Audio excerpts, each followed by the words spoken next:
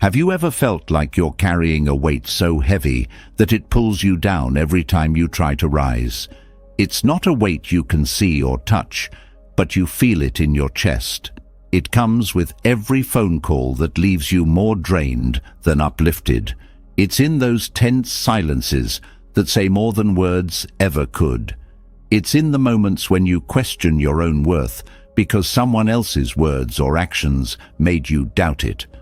This kind of weight sneaks into your life so quietly that you hardly notice it at first. It begins with small compromises, dismissing hurtful remarks, forgiving thoughtless actions over and over again, and convincing yourself that things will get better. You tell yourself it's just a bad phase, or that they don't really mean the things they say or do. But over time, those small compromises pile up until you're standing under a mountain of emotional exhaustion, unable to see a way out. Yet deep down, you already know the truth. Holding on to what harms you doesn't make you stronger. It only leaves scars. And here's the thing. Breaking free doesn't mean you're weak. It means you're finally valuing yourself enough to choose peace over chaos. But letting go of something or someone you once held close isn't easy. It's a journey, one that requires courage, clarity, and kindness toward yourself. And if you're reading this, you've already taken the first step by seeking a way forward. Let's start with a story that might sound a little too familiar. There was a woman named Nia who had a friend named Maya. For years, Nia and Maya had been inseparable, the kind of friends who shared everything. Maya was charismatic and full of energy, and Nia admired how she could light up any room she walked into. But as the years went by, Nia began to notice something. Maya's light often dimmed everyone else's. Whenever Nia shared good news, like getting a promotion at work or meeting a new milestone in her personal goals, Maya's congratulations always came with a sting. "That's great, but let's see how long it lasts," Maya would say with a laugh. Or, "Must be nice to have time for things like that. Not everyone gets handed opportunities like you." At first, Nia brushed these comments aside, convincing herself that Maya didn't mean them. "She's just joking," she thought. "She cares about me. She's just being honest." But the comments kept coming. They weren't always obvious insults. Sometimes it was the way Maya would go silent when Nia was excited about something. Sometimes it was how Maya always managed to turn the conversation back to herself, no matter what was being discussed. And sometimes it was the way Maya's words lingered in Nia's mind long after they were said, planting seeds of doubt that grew into full-blown insecurity. Still, Nia couldn't imagine her life without Maya. They had so many memories together, so much history. They had been there for each other during tough times. "She's like family," Nia would tell herself whenever she felt overwhelmed by their friendship. And isn't family supposed to stick together no matter what? One day, after yet another exhausting conversation with Maya, Nia sat in her car for a long time before driving home. She felt drained, almost hollow. The thing that hurt the most wasn't Maya's words. It was realizing how much she'd come to believe them. She replayed years of interactions in her mind, seeing with fresh clarity just how much of herself she had given away to keep Maya happy. It struck her. In trying so hard to hold on to the friendship, she had been losing herself. That moment was Nia's turning point. She didn't end the friendship right away, because letting go of something deeply rooted in your life takes time. But she began to take small steps. She started setting boundaries, something she had never done before. When Maya's words became too much, Nia spoke up instead of staying silent. When Maya dismissed her feelings, Nia reminded herself that her emotions were valid, even if Maya didn't acknowledge them. And most importantly, Nia started focusing on herself, her own growth, her own happiness, her own peace. The journey wasn't easy. Nia questioned herself constantly, wondering if she was being selfish or overly sensitive. But each time she felt the pull to return to old patterns, she reminded herself of one simple truth. Relationships are meant to uplift, not undermine. Slowly she began to feel lighter, freer. The space that Maya had once filled was now open for new possibilities, new friendships, new experiences, and most importantly, a renewed sense of self-worth. Maybe you've been Nia, or maybe you've been Maya. Most of us have been both at some point in our lives. We've held on to relationships that hurt us because we were afraid of what would happen if we let go. We've stayed silent when someone crossed a line because we didn't want to cause conflict. And maybe, in moments of our own pain, we've said or done things that hurt the people we care about without realizing it. But here's the beauty of being human. We can change. We can grow. And when we approach relationships, both the ones we choose to keep and the ones we decide to let go, with intention and compassion, we open the door to a life filled with more joy and less pain. You deserve relationships that nourish your spirit, not ones that drain it. You deserve connections that make you feel valued, not diminished. And the incredible thing is that by letting go of what no longer serves you, you create space for what truly does. It's not easy, but it's worth it. And as you take this journey, know that you're not alone. Countless others have walked this path before you, and countless others are walking it right now.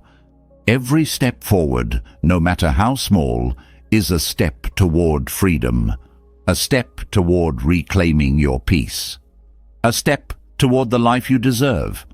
So take a deep breath, trust yourself, and keep moving forward. You are so much stronger than you think. A toxic relationship can feel like walking through a dense fog, where everything seems unclear, heavy, and suffocating. It begins subtly, often masquerading as love, friendship, or loyalty. But over time, it chips away at your happiness, confidence, and peace. The truth is, toxic relationships don't announce themselves with flashing neon signs. They creep into your life, leaving you questioning your own reality, doubting your worth, and carrying burdens that were never yours to bear. It's not just about dramatic fights or obvious betrayals. It's often the subtle erosion of your emotional well-being that leaves the deepest scars. Understanding the true nature of these harmful connections is the first step toward breaking free. Toxic relationships thrive in the shadows of confusion and silence, but once you shine the light of awareness on them, their grip begins to loosen.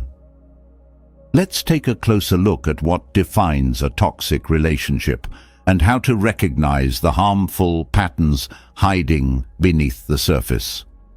This clarity could be the turning point that sets you on the path to freedom and self-respect. A toxic relationship often creates an emotional imbalance where one person takes far more than they give. This can manifest as constant criticism, manipulation, or a lack of mutual support. You may feel as though you're always walking on eggshells, afraid to express yourself or make mistakes because of how the other person might react. Their words might feel like daggers, disguised as honesty or helpful feedback, leaving you feeling small, inadequate, or undeserving of love. Control is another hallmark of a toxic relationship. It doesn't always come in obvious forms, like forbidding you from seeing friends or monitoring your every move. Sometimes it's disguised as concern, like questioning every decision you make or undermining your confidence under the guise of offering advice. Over time, this control erodes your sense of independence and autonomy, making you feel like you need their approval just to make basic decisions. Manipulation is a subtle but powerful tactic in toxic relationships. It can appear as guilt-tripping, where the other person makes you feel responsible for their happiness or well-being. For example, they might say, "If you really cared about me, you'd do this for me," or "You're the only one who understands me." This creates an unhealthy dynamic where your needs are constantly sidelined to meet theirs. Emotional inconsistency is another red flag. In a toxic relationship, affection and kindness may be sporadic, leaving you in a constant state of uncertainty. One moment, they shower you with love and validation, and the next, they're cold, distant, or even cruel. This unpredictability keeps you hooked, hoping for the next moment of warmth while enduring long stretches of emotional neglect or abuse. Gaslighting is one of the most insidious patterns in toxic relationships. This happens when the other person distorts reality, making you question your perceptions, memories, or feelings. They might say things like, "You're overreacting," "That never happened," or "You're just being too sensitive." Over time, this can leave you feeling confused and doubting your own sanity, making it even harder to recognize the toxic dynamics at play. A lack of respect for boundaries is another common characteristic of toxic relationships. Healthy connections thrive on mutual understanding and respect, where each person feels safe to express their needs and limits. In a toxic dynamic, boundaries are often ignored or dismissed. The other person might invade your privacy, dismiss your feelings, or push you into situations that make you uncomfortable. This lack of respect erodes your sense of safety and autonomy. Toxic relationships are often fueled by one-sided effort.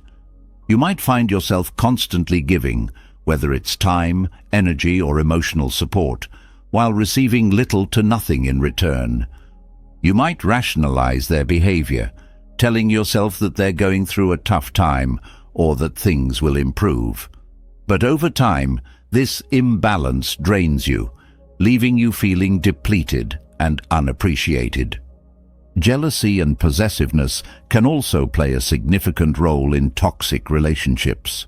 While a small amount of jealousy is normal, toxic jealousy is controlling and suffocating. It may lead to accusations, constant surveillance, or attempts to isolate you from others. This behavior is often justified as love or protection, but in reality, it's a way to assert control and keep you tethered to the relationship. In toxic relationships, blame is often shifted onto you. When conflicts arise, the other person might refuse to take responsibility for their actions, instead pointing fingers and making you feel like you're always at fault.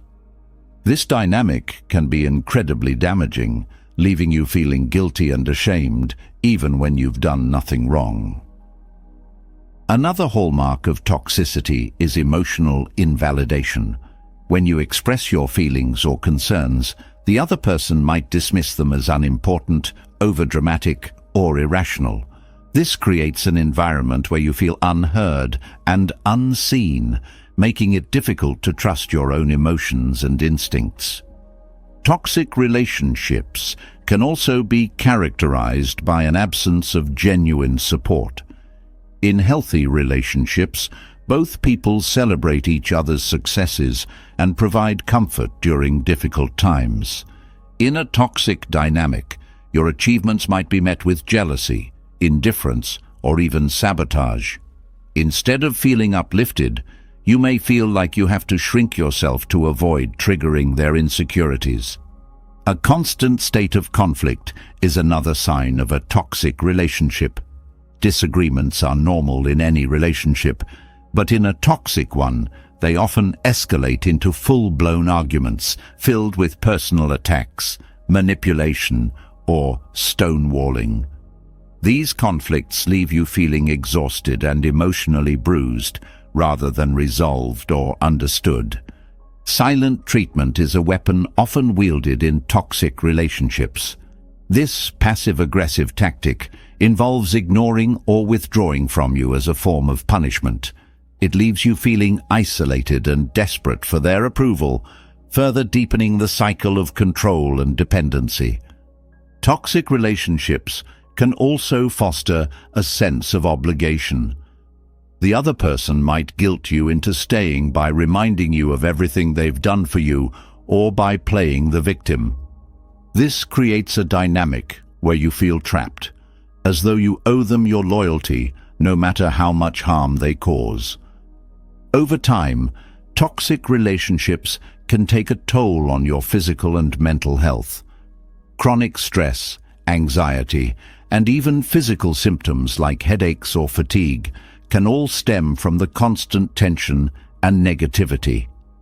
Your sense of self-worth diminishes, leaving you feeling unworthy of better relationships or a happier life. Recognizing these harmful patterns is the first step toward reclaiming your peace and breaking free. It's not about blaming the other person or yourself. It's about understanding that you deserve relationships that uplift and nurture you. Awareness is powerful. It allows you to see the dynamics for what they are and empowers you to take steps toward change. The journey toward freedom begins with honesty, with yourself and your circumstances. It's about asking hard questions. Does this relationship bring out the best in me, or does it drain me? Do I feel supported and valued, or do I feel dismissed and controlled? Am I holding on to this connection out of love or out of fear? Once you start to answer these questions, clarity will follow.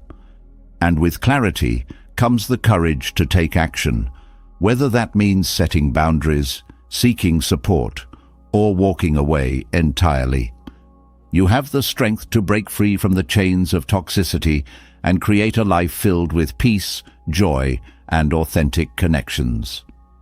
By understanding the nature of toxic relationships, you're not just recognizing the patterns that harm you, you're also reclaiming your power to choose relationships that heal, support, and inspire you.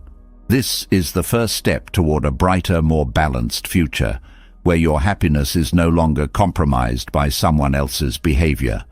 It's a step worth taking, and the freedom it brings is a gift you truly deserve. Recognizing the harmful patterns in toxic relationships is the first step toward liberation, but identifying the problem alone is not enough. Freedom comes when you're able to release the grip of unhealthy connections, not just physically, but emotionally and mentally. Letting go doesn't mean you stop caring or that the relationship never mattered. It means you're choosing peace over chaos and prioritizing your well-being over the pain of clinging to something that no longer serves you. The question now is how to let go without falling into the trap of resentment, regret, or fear. This is where the Buddhist principle of non-attachment offers profound guidance. Non-attachment is not about detaching from love or life itself. Instead, it's about freeing yourself from the suffering that comes with excessive emotional clinging. It teaches you to embrace experiences and relationships with an open hand, allowing them to exist and evolve without grasping or attempting to control them. This practice becomes essential in breaking the emotional chains that keep you tied to toxic relationships, making space for healing, growth, and genuine connections. Non-attachment begins with the realization that nothing in life is permanent. Relationships, emotions, and circumstances are in a constant state of change, and attempting to hold on to them as if they will last forever only leads to suffering. In a toxic relationship, this clinging often takes the form of holding on to false hope that the person will change, that things will go back to the way they were, or that you can fix the relationship if you just try harder. This attachment to an imagined future traps you in a cycle of disappointment as reality continues to diverge from your expectations. The Buddhist perspective encourages you to accept impermanence not as a loss, but as a natural aspect of existence. When you acknowledge that relationships, like all things, are temporary, you stop demanding that they fulfill all your needs or remain unchanged. This acceptance creates a sense of freedom because you no longer tie your happiness to the actions or presence of another person. It allows you to experience relationships fully without being consumed by them, and to let go when they become harmful without losing your sense of self. Non-attachment also involves letting go of the illusion of control. In toxic relationships, there's often a desire to fix or change the other person. You may convince yourself that if you say the right words, make the right sacrifices, or prove your love enough, they will finally treat you better. This illusion of control not only places an unfair burden on you, but also perpetuates the toxicity, as it keeps you focused on changing external circumstances instead of addressing your own needs and boundaries. Non-attachment teaches you to release this need for control and to accept others as they are, recognizing that their behavior is ultimately their responsibility, not yours. Practicing non-attachment doesn't mean suppressing your emotions or becoming indifferent. On the contrary, it allows you to experience your emotions more fully because you're not fighting against them or clinging to them. When you feel hurt, anger, or sadness in the context of a toxic relationship, non-attachment helps you sit with these emotions, understand their roots, and let them pass naturally instead of allowing them to dictate your actions or keep you stuck in pain. This process of emotional release is vital for moving forward and breaking free from the lingering grip of toxic connections. Another aspect of non-attachment is letting go of labels and expectations. In toxic relationships, we often attach ourselves to roles or identities, whether it's being the fixer, the caregiver, or the person who sacrifices their own needs for the sake of the relationship. These labels can become deeply ingrained, making it difficult to imagine a life outside the relationship. By practicing non-attachment, you begin to see yourself not as a fixed role, but as a dynamic, evolving individual.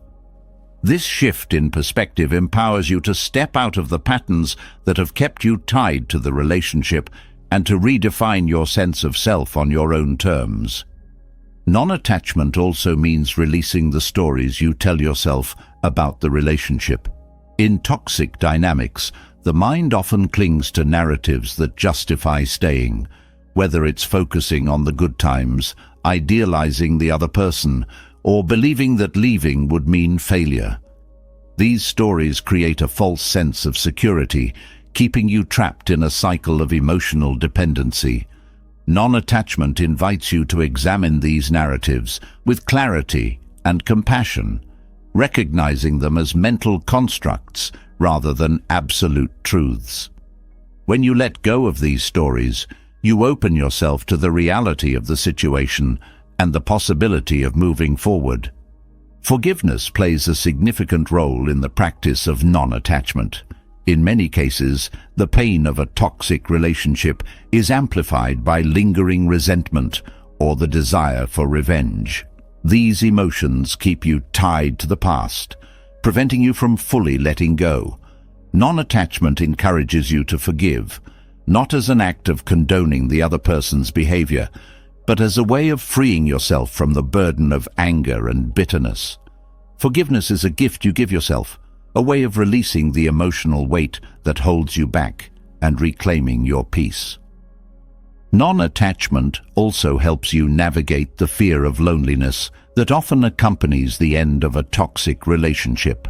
Many people stay in harmful connections because they're afraid of being alone or believe that they won't find anything better. This fear is rooted in attachment to external validation and a lack of trust in one's own ability to find fulfillment independently. Non-attachment teaches you to cultivate inner strength and self-reliance, recognizing that your worth and happiness are not dependent on anyone else. This inner resilience allows you to face solitude not as a punishment, but as an opportunity for self-discovery and growth. One of the most transformative aspects of non-attachment is its emphasis on living in the present moment. Toxic relationships often pull you into the past, replaying old wounds and regrets, or the future with fears and anxieties about what lies ahead. Non-attachment grounds you in the present, allowing you to focus on what you can do here and now to care for yourself and move forward. This mindfulness not only reduces stress and anxiety, but also helps you see the relationship with greater clarity, unclouded by nostalgia or fear. Practicing non-attachment requires ongoing effort and self-compassion.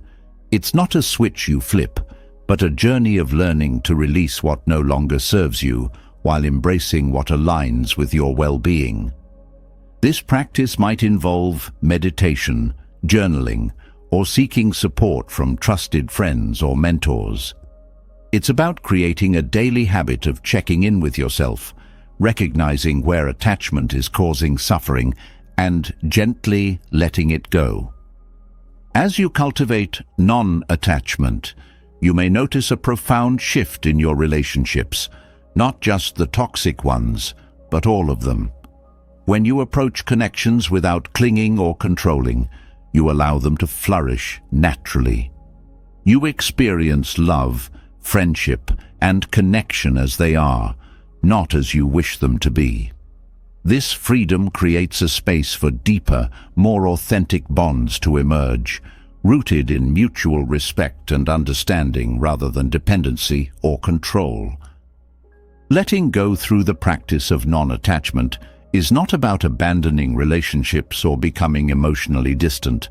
It's about freeing yourself from the patterns and illusions that create suffering, so you can engage with life and relationships from a place of clarity, balance, and inner peace. It's about choosing love over fear, freedom over control, and authenticity over attachment. And in doing so, you not only release the toxic connections that weigh you down, but also create space for a life filled with joy, harmony, and genuine connection. Letting go through non-attachment is a profound step toward reclaiming your peace and emotional freedom. However, the journey doesn't end there. To fully understand the roots of suffering in toxic relationships, and to truly liberate yourself from the cycles that keep pulling you back, a deeper exploration is needed. The Four Noble Truths, one of the most foundational teachings in Buddhism, offer a transformative framework for unraveling the pain of toxic connections. This ancient wisdom provides not just clarity, but a path forward, a way to move beyond suffering and into a life of balance and freedom. The first noble truth acknowledges the presence of suffering. In the context of toxic relationships, this suffering manifests in countless ways. It's the constant knot in your stomach when you anticipate their criticism. It's the anxiety that comes from never knowing if today will be a good day with them or another storm. It's the self-doubt planted by words or actions that make you feel unworthy, small, or unimportant. This suffering often feels inescapable, like a shadow that follows you, even in moments of solitude. Acknowledging this truth doesn't mean accepting it as your fate, but recognizing it as a starting point. Denying or avoiding this suffering only prolongs the pain. Facing it head-on is the first step toward healing. The second noble truth delves into the causes of suffering. In toxic relationships, these causes are often rooted in attachment, control, and unmet expectations. Clinging to the idea that the relationship will somehow transform or that the other person will become who you wish them to be fuels ongoing pain. Attachment to an idealized version of the relationship blinds you to its reality, keeping you trapped in cycles of hope and disappointment. Expectations can also be a source of suffering, expecting the other person to provide the love, validation, or respect that they are unwilling or incapable of giving. This misalignment between expectation and reality creates a constant undercurrent of frustration and hurt.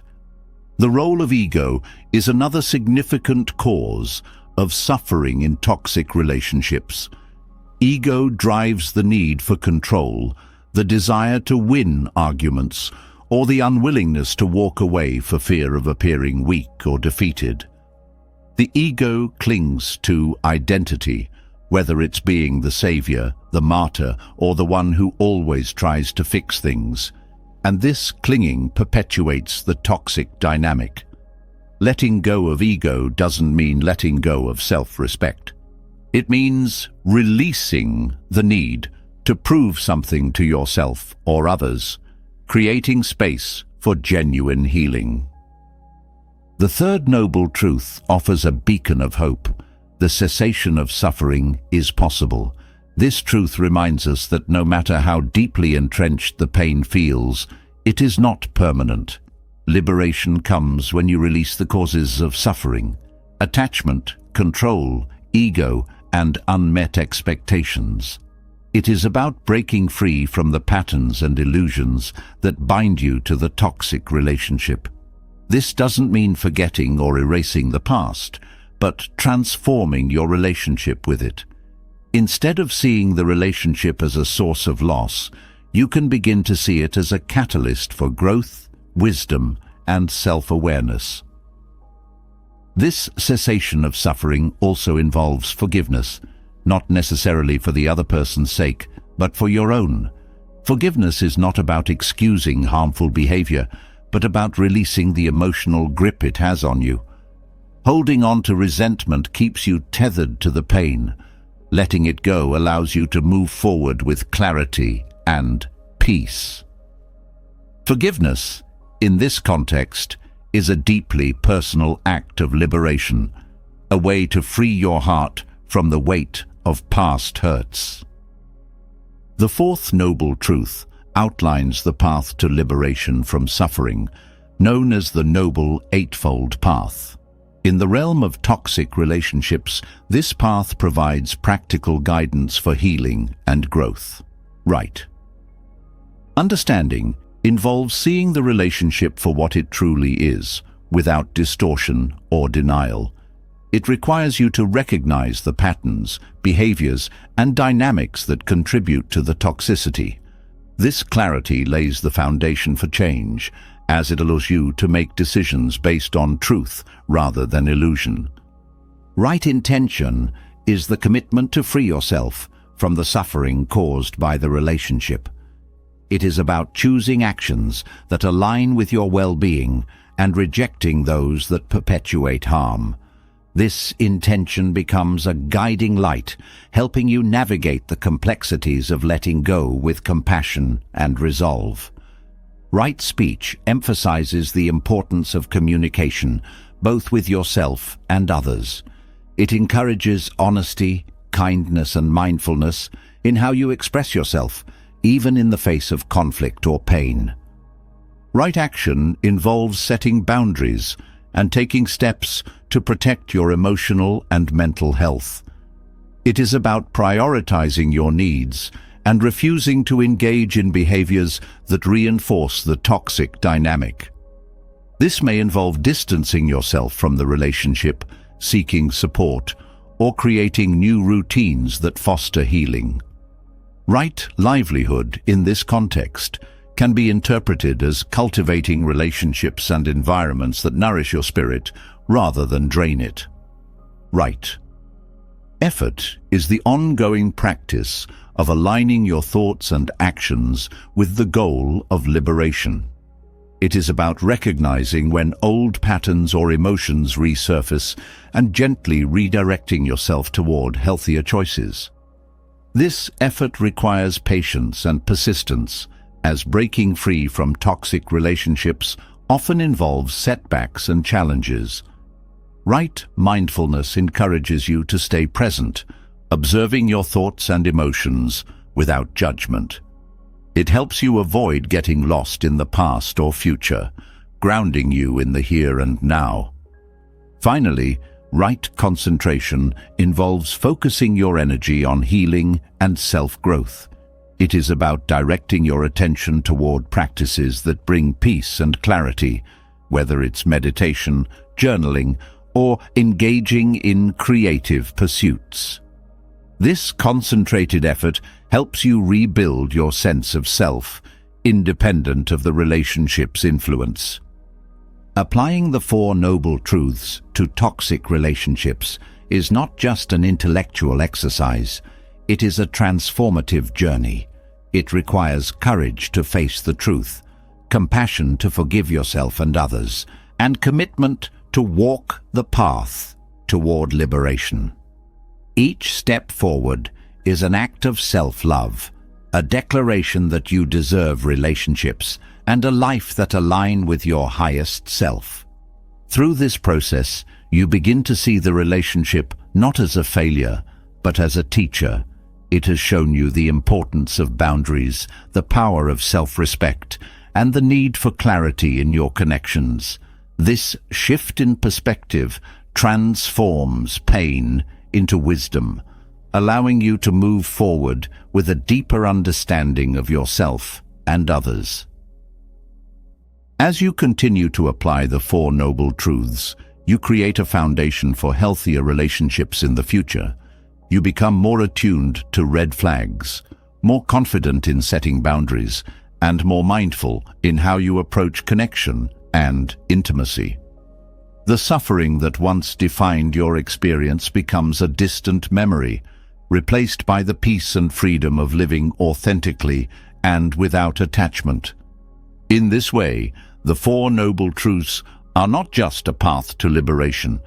They are a pathway to a life filled with balance, harmony, and genuine joy. Understanding the roots of suffering and the path to liberation opens the door to a new challenge: navigating relationships with compassion while protecting your own well-being. Compassion is a cornerstone of many spiritual teachings, but in toxic relationships, it often becomes distorted. The line between genuine care and self-sacrifice can blur, leaving you depleted, resentful, or trapped. The question is not whether compassion has value, it does, but how to offer it in a way that doesn't require you to lose yourself in the process. Striking this balance is essential for true healing and growth. Compassion, at its core, is the recognition of another's suffering paired with the desire to alleviate it. However, this intention can easily become skewed when applied in the context of toxic relationships. Many people equate compassion with unconditional tolerance, believing that caring for someone means enduring their harmful behavior. This misunderstanding often stems from a lack of boundaries or a fear of appearing selfish. True compassion, however, requires a deeper understanding. It begins with kindness toward yourself. Self-compassion is the foundation for healthy compassion toward others. Without it, you risk giving from a place of emptiness or obligation rather than genuine care. Self-compassion means acknowledging your own pain and treating yourself with the same kindness and understanding you would offer to a friend. It's recognizing that your well-being matters and that prioritizing your needs is not selfish but necessary. When you practice self-compassion, you create an internal balance that allows you to extend care to others without compromising your own peace. In toxic relationships, compassion often becomes entangled with guilt or the need for approval. You may feel responsible for the other person's emotions, or believe that if you try hard enough, you can fix their pain. This mindset, while well-intentioned, is unsustainable. It places the burden of someone else's healing entirely on your shoulders, leaving you drained and perpetuating the toxic dynamic. True compassion recognizes that while you can support someone, you cannot heal them. Their journey is their own, and no amount of self-sacrifice on your part will change that. Boundaries are the key to balancing compassion with self-preservation. They act as a protective barrier, allowing you to offer care without losing yourself in the process. Boundaries are not walls. They don't shut people out entirely, but rather guidelines that define what is and isn't acceptable in your interactions. They create a space where both your needs and the other person's can coexist, fostering healthier, more balanced relationships. Setting boundaries in a compassionate way involves clear communication and consistency. It means expressing your needs honestly and calmly, without resorting to blame or anger. For example, if someone's behavior is causing you distress, you might say, "I care about you, but I need to take a step back when things become overwhelming." This approach acknowledges your concern for the other person while asserting your limits, ensuring that your compassion doesn't come at the expense of your well-being. Maintaining boundaries also requires a willingness to enforce them. In toxic relationships, boundaries are often tested or disregarded, and it can be tempting to let them slide to avoid conflict. However, compromising your boundaries undermines your self-respect and perpetuates unhealthy dynamics. Compassion in this context means standing firm, not out of spite or anger, but out of love for yourself and respect for the relationship. Enforcing boundaries might feel uncomfortable at first, but it is an essential step toward creating a healthier dynamic. Compassion also involves recognizing when to step away.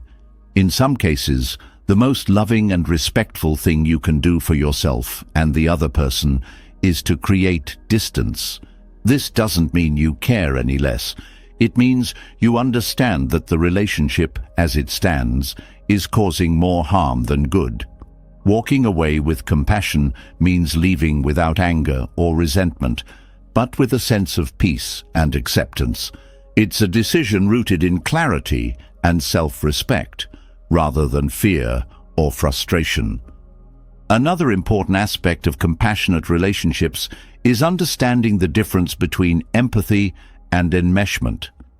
Empathy allows you to connect with another person's emotions without taking them on as your own.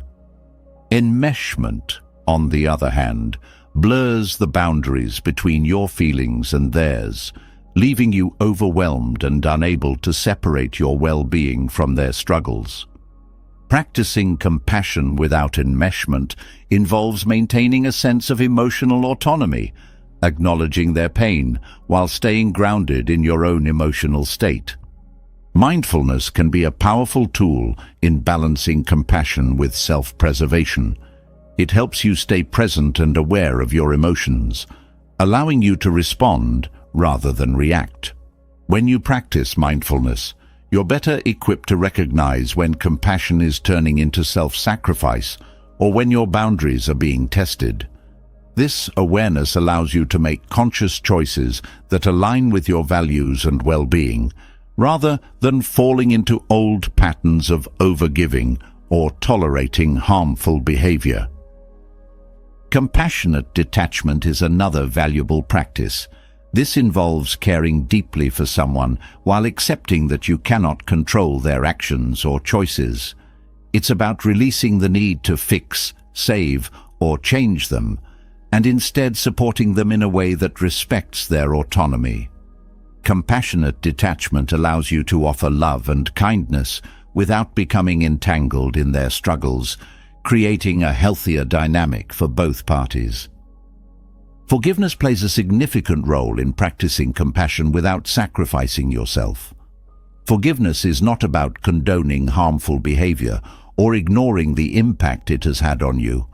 It's about releasing the emotional weight of anger, resentment, or bitterness so that you can move forward with clarity and peace.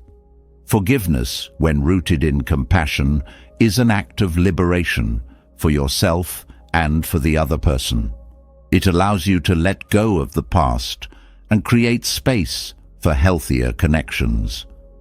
Compassion also requires discernment, the ability to recognize when someone's actions or intentions are genuinely harmful. In toxic relationships, compassion can sometimes be manipulated or exploited, leaving you vulnerable to further harm. Discernment helps you differentiate between a relationship that can be healed and one that requires distance. It's not about judgment, but about understanding the dynamics at play and making choices that protect your well-being. Balancing compassion with self-preservation also involves cultivating a support system. Surrounding yourself with people who uplift and support you provides a buffer against the emotional strain of toxic relationships. These connections remind you of your worth and help you stay grounded in your values, making it easier to practice compassion without losing yourself. Healing through compassion means extending kindness not only to others, but also to yourself. It's about recognizing your own needs, honoring your boundaries, and treating yourself with the same care and respect you offer to others. Self-compassion is not selfish. It's the foundation of all healthy relationships, allowing you to give from a place of abundance rather than depletion. Compassion, when practiced with intention and balance, becomes a source of strength rather than a weakness. It allows you to navigate relationships with clarity, kindness, and integrity, creating a space where both you and the other person can grow. By balancing compassion with self-preservation, you not only protect your own peace, but also foster healthier, more meaningful connections. It's a practice rooted in self-respect, awareness, and a deep understanding of what it means to truly care, both for others and for yourself. Balancing compassion with self-preservation sheds light on how relationships can thrive without self-sacrifice. Yet, there's another subtle but powerful force that often goes unnoticed, keeping us tethered to toxic dynamics: clinging. Clinging isn't just holding on, it's gripping so tightly to something that you begin to lose your sense of self. In relationships, this attachment often feels like an invisible thread wrapping around you, making it harder to breathe, think clearly, or move forward. The more you cling, the more your emotional pain intensifies, as though you're trying to grasp water that slips through your fingers. To understand this deeply, we must explore how excessive attachment fuels suffering and prevents true freedom. Attachment begins innocently enough. In relationships, it can feel like the foundation of love, connection, or loyalty. But when attachment becomes excessive, it transforms into dependence.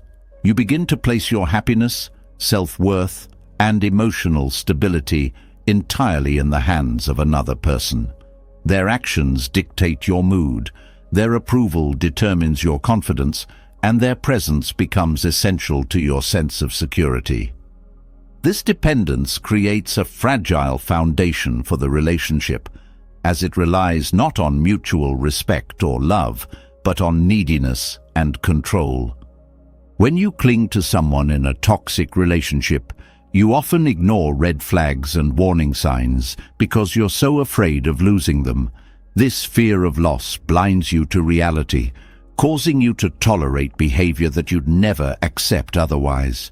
You might find yourself rationalizing their actions, excusing their mistreatment, or convincing yourself that things will improve if you just try harder. This self-deception deepens the emotional pain, as you suppress your own needs and values to maintain the illusion of harmony. Clinging also fosters a sense of entitlement or expectation. You may feel that because you've invested so much time, energy, or love into the relationship, the other person owes you something in return.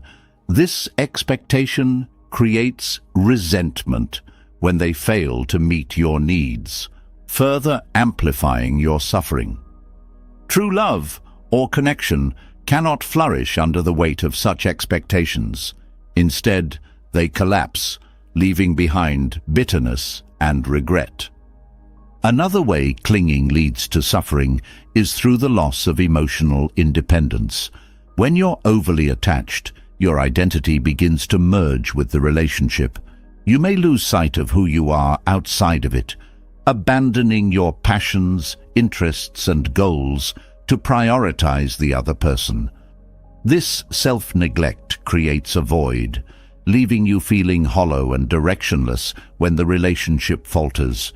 The irony is that the more you give up parts of yourself to cling to someone else, the more distant and disconnected you become from both them and yourself.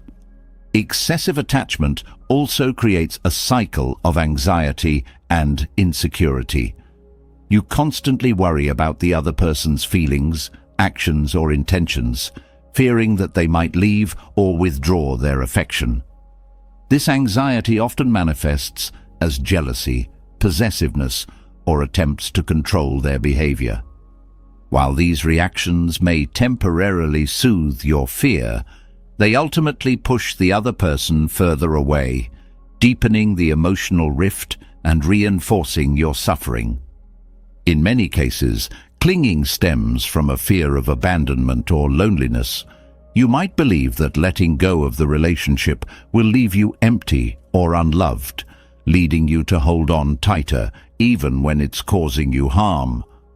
This fear is often rooted in past experiences or unmet emotional needs, which drive you to seek security in someone else. However, no relationship can fill the void created by unresolved inner wounds. The more you cling, the more you avoid confronting these underlying issues, perpetuating a cycle of pain and dependence. Clinging also limits your freedom by creating a sense of obligation. You might feel responsible for the other person's happiness or well-being, taking on their burdens as if they were your own. While caring for someone is natural, excessive attachment blurs the line between support and self-sacrifice. This overextension drains your emotional energy and leaves you feeling trapped, as though you're carrying a weight that isn't yours to bear. True freedom comes from recognizing that while you can care for someone, you are not responsible for their choices, feelings, or actions. The illusion of control is another way clinging leads to suffering. When you're attached to a toxic relationship, you may try to manage every aspect of it, whether by changing your behavior to please the other person, attempting to fix their problems, or constantly seeking reassurance. This need for control creates tension and frustration, as the unpredictable nature of relationships resists such efforts. The more you cling to control, the more you feel helpless and defeated when things don't go as planned. Letting go of attachment doesn't mean becoming indifferent or uncaring. It means releasing the emotional grip that keeps you tied to suffering. It's about recognizing that love and connection are not about possession or control, but about freedom and mutual respect. When you let go of clinging, you create space for healthier dynamics to emerge. Relationships built on choice rather than need, on appreciation rather than expectation. A key step in releasing attachment is cultivating self-awareness. Reflect on why you feel so attached and what needs or fears are driving this behavior. Are you clinging because you fear being alone? Because you're seeking validation? Because you believe this relationship defines your worth? By understanding the root of your attachment, you can begin to address the underlying issues and find healthier ways to meet your emotional needs. Practicing mindfulness is another powerful tool for letting go of attachment. Mindfulness helps you observe your thoughts and emotions without judgment, allowing you to see the patterns of clinging as they arise. For example, when you notice yourself obsessing over the other person's actions or worrying about the relationship's future, mindfulness allows you to pause and redirect your focus to the present moment. This practice helps break the cycle of attachment by shifting your attention away from fear and toward a sense of inner peace. Developing self-compassion is also essential in releasing attachment. When you're overly attached, you often judge yourself harshly for the relationship's struggles or blame yourself for its shortcomings. Self-compassion helps you treat yourself with kindness and understanding, recognizing that your worth is not defined by the relationship or the other person's behavior. This inner strength empowers you to let go without guilt or self-doubt, knowing that you deserve love and respect, both from others and yourself. Another practice for overcoming attachment is gratitude. By focusing on what you have rather than what you lack or fear losing, gratitude shifts your perspective and reduces the intensity of clinging. For example, instead of fixating on the relationship's problems or what the other person isn't giving you, focus on the positive aspects of your life, your own growth, your supportive connections, or the lessons you've learned. Gratitude creates a sense of abundance, counteracting the scarcity mindset that fuels attachment. Embracing impermanence is a transformative way to release attachment. All relationships, like everything in life, are subject to change. Recognizing this truth doesn't diminish their value. It enhances it by encouraging you to appreciate them fully while they last. Letting go of attachment means accepting that relationships may evolve, fade, or end, and that this natural process is not a failure, but a part of life's ebb and flow. Releasing excessive attachment is not easy, especially when emotions run deep, but it is a necessary step toward emotional freedom and inner peace. By loosening your grip, you allow both yourself and the other person the space to grow, heal, and find authentic happiness. It's not about giving up on love or connection. It's about finding a way to love that doesn't hurt, to connect without control, and to care without clinging. This shift transforms your relationships from sources of pain into opportunities for growth, joy, and mutual respect. And in doing so, it opens the door to a life where your happiness is no longer tied to someone else, but is rooted firmly within yourself. Letting go of attachment begins the journey toward emotional freedom. But to truly step forward, clarity is essential. The haze of attachment and emotional entanglement often distorts reality, making it difficult to see relationships for what they truly are. This is where mindfulness becomes invaluable. Mindfulness is not about forcing thoughts or suppressing emotions.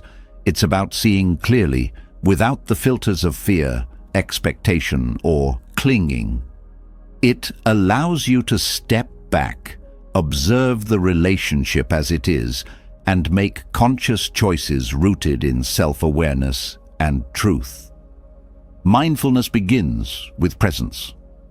Often, in toxic relationships, your mind is preoccupied with the past, replaying arguments, wondering what you could have done differently, or clinging to memories of better times. At the same time, you're consumed by fears of the future, worrying about whether the relationship will survive or what will happen if it ends. This constant mental tug-of-war leaves little room for the present moment, where clarity and understanding reside.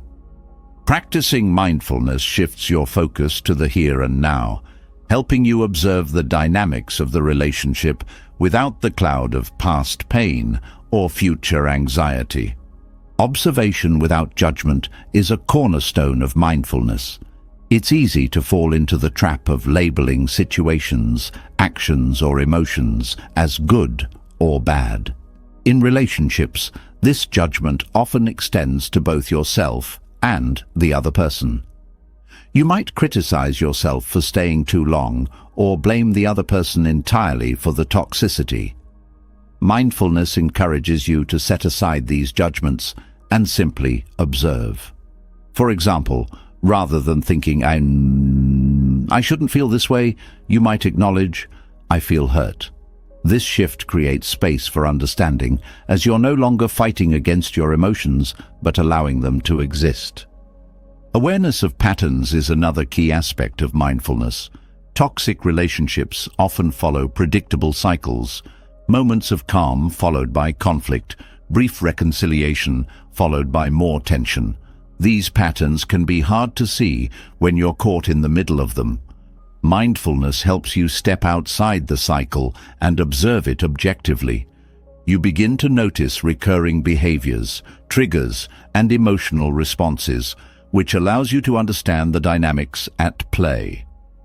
This awareness is empowering because it enables you to recognize when the cycle is repeating and decide how to respond, rather than being swept along by it. Breathing is one of the simplest yet most effective tools for practicing mindfulness. In moments of emotional intensity, whether it's anger, sadness, or fear, your breath anchors you to the present. Instead of reacting impulsively, taking a few slow, deep breaths allows you to pause and create a moment of stillness. In this stillness, you can observe your thoughts and feelings without being overwhelmed by them. This practice is particularly helpful in heated situations where emotions can escalate quickly and lead to decisions you may later regret. Mindfulness also involves tuning into your body. Toxic relationships often take a physical toll, manifesting as tension in your shoulders, knots in your stomach, or a racing heart. These physical sensations are signals from your body, reflecting the emotional strain you're under. By paying attention to these sensations, you gain a deeper understanding of how the relationship is affecting you. For instance, if you notice that you feel physically drained after every interaction with the other person, it's a sign that the relationship may be taking more from you than it's giving. Another aspect of mindfulness is cultivating curiosity. Instead of approaching the relationship with fixed assumptions or expectations, mindfulness invites you to explore it with an open mind. What are the underlying emotions driving your actions and theirs? What needs are being met, and which ones are being neglected? This curiosity allows you to move beyond surface-level judgments and uncover the deeper truths about the relationship. It also helps you approach conflicts with a desire to understand rather than to win, fostering more constructive communication. Mindfulness encourages self-inquiry, asking you to reflect on your role in the relationship. While it's easy to focus on the other person's behavior, true clarity comes from looking inward. Are you enabling certain dynamics by avoiding confrontation or ignoring red flags? Are you staying in the relationship out of love, fear, or obligation? These questions may be uncomfortable, but they're necessary for growth. Mindfulness creates a safe space for this self-reflection, allowing you to explore these questions with compassion rather than self-criticism. Practicing mindfulness also involves accepting what is, rather than clinging to what you wish it could be. In relationships, this means acknowledging the reality of the situation, rather than holding on to an idealized version of it. For example, you might wish that the other person would change, or that the relationship would return to how it was in the beginning. Mindfulness helps you see these desires for what they are, projections, and refocus on the present moment. Acceptance doesn't mean resignation. It means seeing the situation clearly so that you can make decisions based on reality rather than illusion. Non-reactivity is another benefit of mindfulness in relationships. Toxic dynamics often thrive on emotional reactions, whether it's anger, defensiveness, or guilt. When you react impulsively, you're operating on autopilot, repeating the same patterns that keep you stuck. Mindfulness interrupts this cycle by creating a pause between stimulus and response. Instead of reacting immediately, you observe your emotions, consider your options, and choose a response that aligns with your values and well-being.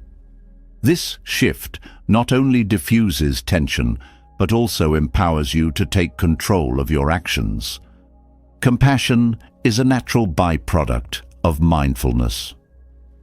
When you approach the relationship with a clear and present mind, you're better able to see the other person's struggles and pain without losing sight of your own needs. This compassion isn't about excusing harmful behavior. It's about understanding the root causes of it.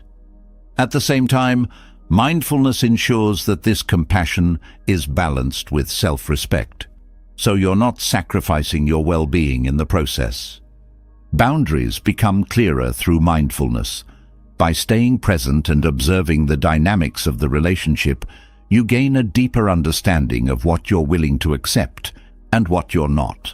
This clarity makes it easier to set and enforce boundaries, as they're rooted in an authentic understanding of your needs rather than reactive emotions. Mindfulness helps you communicate these boundaries calmly and assertively, creating a foundation for healthier interactions. Mindfulness also strengthens your ability to let go. When you're deeply attached to a relationship, letting go can feel like an impossible task. However, mindfulness teaches you to release the need to control or cling, allowing the relationship to evolve naturally. This doesn't mean giving up on it entirely. It means letting go of the illusions, fears, and expectations that cause suffering. In this state of openness, you can approach the relationship with greater clarity and authenticity, whether that means working to improve it or choosing to walk away. Mindfulness fosters gratitude for the lessons the relationship has taught you.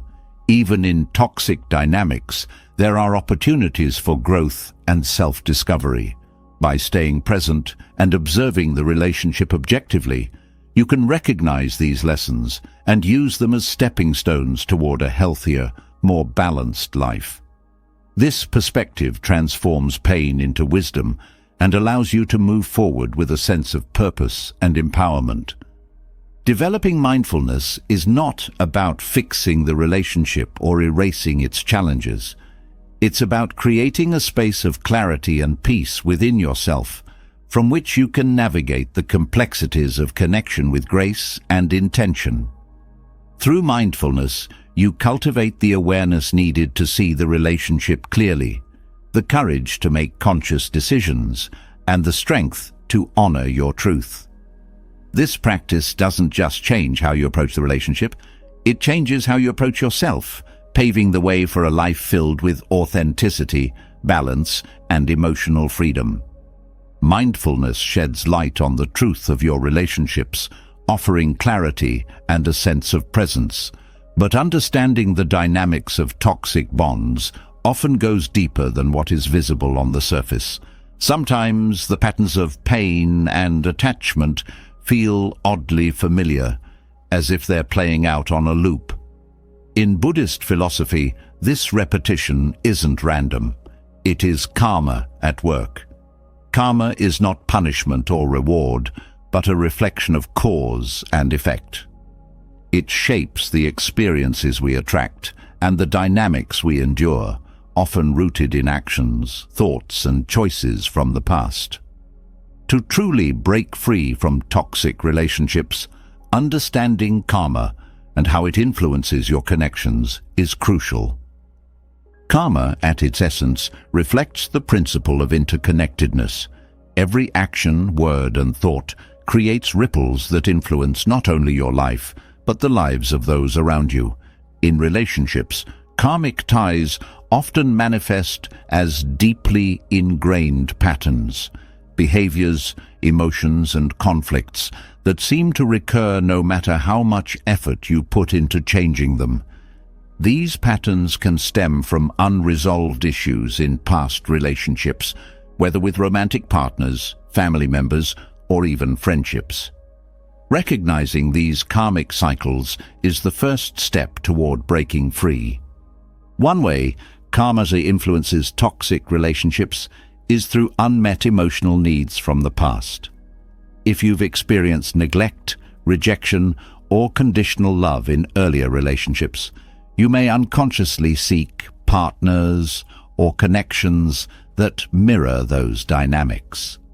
This is not because you want to relive the pain, but because the unresolved energy from those experiences still lingers. The relationship becomes a stage where your subconscious mind attempts to heal old wounds, but without awareness, it often leads to more hurt instead of resolution. Another karmic element in toxic relationships is the role of projection. Sometimes the pain you've internalized from past experiences is projected onto your current relationships, creating conflict and misunderstanding. For example, if you've been betrayed before, you may carry a deep fear of betrayal that influences how you interpret your partner's actions. This fear, rooted in past karma, can create unnecessary tension and perpetuate toxic patterns. Mindfulness and self-reflection are essential tools for identifying these projections and distinguishing between past wounds and present reality. Karma also plays a role in the people you attract into your life. Toxic relationships often involve individuals who mirror your unresolved emotions or beliefs. For instance, if you struggle with self-worth, you may attract partners who reinforce those feelings by treating you poorly or failing to value you. This isn't a punishment. It's an opportunity to recognize the areas in your life that need healing. When you address these inner wounds, the energy you emit changes, and so do the types of connections you attract. Breaking free from karmic cycles in toxic relationships requires deep self-awareness and intentional action. One of the first steps is recognizing the lessons that the relationship is trying to teach you. Every interaction, no matter how painful, holds a mirror to your inner world. What beliefs about yourself are being challenged? What fears or insecurities are being triggered? By viewing the relationship as a teacher rather than a source of suffering, you shift from a victim mindset to one of empowerment and growth. Another way to release karmic ties is through forgiveness.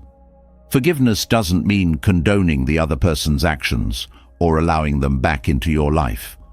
It means freeing yourself from the emotional burden of resentment, anger, or blame. Holding on to these emotions only reinforces the karmic cycle, keeping you tied to the relationship's energy. Forgiveness allows you to release this attachment and move forward with a lighter heart. This act of release is as much for your well-being as it is for breaking the karmic bond. Understanding karma in relationships also involves taking responsibility for your actions, thoughts, and choices. While it's easy to focus on the other person's behavior, it's essential to examine your role in the dynamic. Are there ways you've contributed to the toxicity, whether through enabling, avoidance, or reactive behavior? Taking ownership of your part doesn't mean blaming yourself. It means acknowledging the ways your energy and choices have influenced the relationship. This awareness empowers you to make different choices moving forward, creating a new karmic path. Boundaries are a powerful tool for shifting karmic dynamics.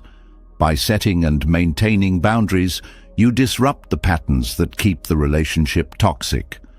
Boundaries communicate to both yourself and the other person that certain behaviors are not acceptable and that your well-being is a priority. They help you reclaim your power and prevent the continuation of unhealthy cycles. In the context of karma, boundaries represent a conscious effort to change the energy of the relationship, redirecting it toward balance and respect. Meditation and reflection are also essential for breaking karmic ties. Through meditation, you can explore the deeper layers of your emotions and thoughts, uncovering the root causes of the patterns you experience. This practice allows you to process unresolved pain, release lingering attachments, and cultivate a sense of inner peace. Reflection, whether through journaling or self-inquiry, helps you connect the dots between your past experiences and present relationships, providing clarity on what needs to change.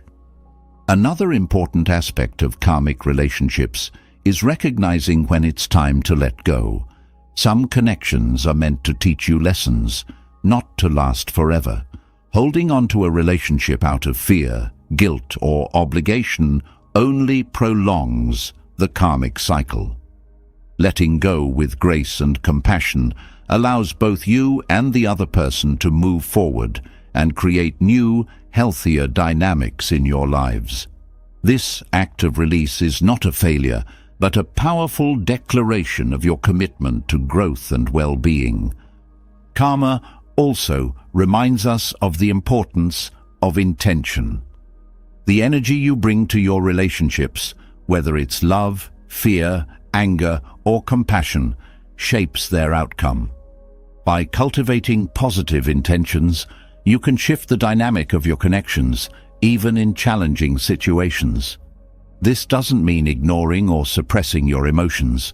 It means approaching the relationship with a mindset of healing, understanding, and respect. When your intentions are rooted in authenticity and kindness, you create the conditions for transformation. Breaking free from karmic patterns also involves learning to trust yourself. Toxic relationships often erode your confidence and intuition, leaving you doubting your ability to make decisions or recognize red flags. Rebuilding this trust requires patience and practice. Start by tuning into your inner voice and honoring your feelings, even when they're uncomfortable. Trust that you have the wisdom and strength to navigate relationships with clarity and integrity. Karma teaches that the energy you cultivate within yourself is reflected in your external world. By focusing on your own healing and growth, you naturally attract relationships that align with your higher self. This doesn't mean avoiding challenges or difficult emotions. It means approaching them with awareness and a willingness to grow. The more you nurture your inner world, the less likely you are to repeat the patterns of the past. Understanding karma in relationships is not about assigning blame or seeking justice. It's about recognizing the interconnectedness of your experiences and taking conscious steps to create a healthier, more balanced future. By addressing the root causes of toxic patterns, practicing forgiveness, setting boundaries, and cultivating self-awareness, you break free from the cycles that have held you back. This liberation not only transforms your relationships, but also deepens your connection to yourself and the world around you. Karma is not fixed or unchangeable. It is a dynamic, evolving force shaped by your thoughts, actions, and intentions. By embracing this truth, you empower yourself to rewrite the narrative of your relationships, moving from a cycle of pain to one of growth, love, and freedom. Each step you take toward breaking these patterns creates a ripple effect, not only in your own life, but in the lives of those around you, paving the way for a future filled with harmony and authenticity. Breaking free from karmic cycles reveals the interconnectedness of our actions and relationships, shedding light on the patterns that shape our experiences. But once we've identified these cycles and chosen to disrupt them, one critical step remains: forgiveness. Often misunderstood, forgiveness is not about condoning harm or dismissing the pain caused by someone's actions. It's a deeply personal act of liberation, one that unchains you from the emotional weight of resentment and anger. Forgiveness is not for the other person. It's a gift you give yourself, allowing you to reclaim your peace, clarity, and emotional freedom. Forgiveness begins with acknowledging your pain. When someone's actions hurt you, the emotions can run deep: anger, betrayal, sadness, or even shame. These feelings are valid, and denying them only prolongs your suffering. Forgiveness doesn't mean brushing aside these emotions. Instead, it invites you to face them honestly. By doing so, you honor your experience and allow yourself to process the pain, rather than burying it where it can quietly fester. This acknowledgement is the first step in untangling the emotional knots that hold you to the past. Resentment, when left unchecked, becomes a heavy burden. It's a constant replay of the hurt, an emotional tether that keeps you tied to the person or event that caused you pain. Over time, this resentment can seep into other areas of your life, clouding your thoughts, relationships, and sense of self. Forgiveness is the act of cutting this tether, not to forget what happened, but to free yourself from the grip it has on your present. It's about choosing to let go of the bitterness that weighs you down and reclaiming your emotional space for healing and growth. Forgiveness also allows you to take back your power. When you hold on to anger or blame, you inadvertently give the person who hurt you control over your emotions. They continue to occupy your thoughts and influence your feelings, even if they are no longer present in your life. Forgiving them doesn't mean excusing their behavior. It means refusing to let their actions dictate your happiness any longer. It's a powerful declaration that your peace is no longer dependent on their remorse or actions. One of the most profound aspects of forgiveness is the recognition that it's about you, not them. People often hesitate to forgive because they fear it means letting the other person off the hook. But forgiveness isn't about justice or reconciliation. It's about releasing yourself from the emotional cage of the past. You may never receive an apology or acknowledgement from the other person, but that doesn't make forgiveness any less transformative. It's a choice you make for your own well-being, independent of their response or lack thereof. Forgiveness also fosters self-compassion. When you forgive someone else, you're often confronted with your own vulnerabilities, mistakes, and imperfections. This process can be a reminder that we all carry flaws, and it invites you to extend the same kindness to yourself that you're offering to others. Self-forgiveness is a vital part of this journey. You may carry guilt for how you responded to the hurt or regret for not leaving the toxic relationship sooner. Forgiving yourself allows you to move forward without the weight of self-blame, opening the door to personal growth and renewed self-trust. Another benefit of forgiveness is the clarity it brings. Holding on to anger and resentment can cloud your judgment, making it difficult to see the situation objectively. Forgiveness clears this emotional fog, allowing you to gain insight into the relationship, the other person's behavior, and your own role in the dynamic. This clarity is essential for learning from the experience and avoiding similar patterns in the future. It transforms the pain into a lesson, turning what once felt like a setback into a stepping stone for growth. Forgiveness also helps you break the cycle of negativity that toxic relationships often create. When you hold on to anger, it can influence how you approach new relationships, leading to mistrust, defensiveness, or fear of vulnerability. By forgiving, you release this emotional baggage, making space for healthier connections. It doesn't mean forgetting what you've been through. It means choosing not to let it define your future. Practicing forgiveness is not always easy, especially when the pain feels fresh or profound. It's a process that requires patience and intention. One way to begin is through mindfulness. By observing your emotions without judgment, you can start to understand the roots of your pain and resentment. This awareness creates a space where forgiveness can begin to take root as you separate the hurt from the person who caused it. Mindfulness also helps you stay present, preventing you from being consumed by past grievances or future fears. Compassion is another powerful tool in the practice of forgiveness. This doesn't mean excusing harmful behavior, but it does involve recognizing the humanity in the person who hurt you. Everyone carries their own wounds, insecurities, and struggles, which often influence their actions. Compassion allows you to see beyond the hurt they caused and understand that their behavior likely stemmed from their own pain.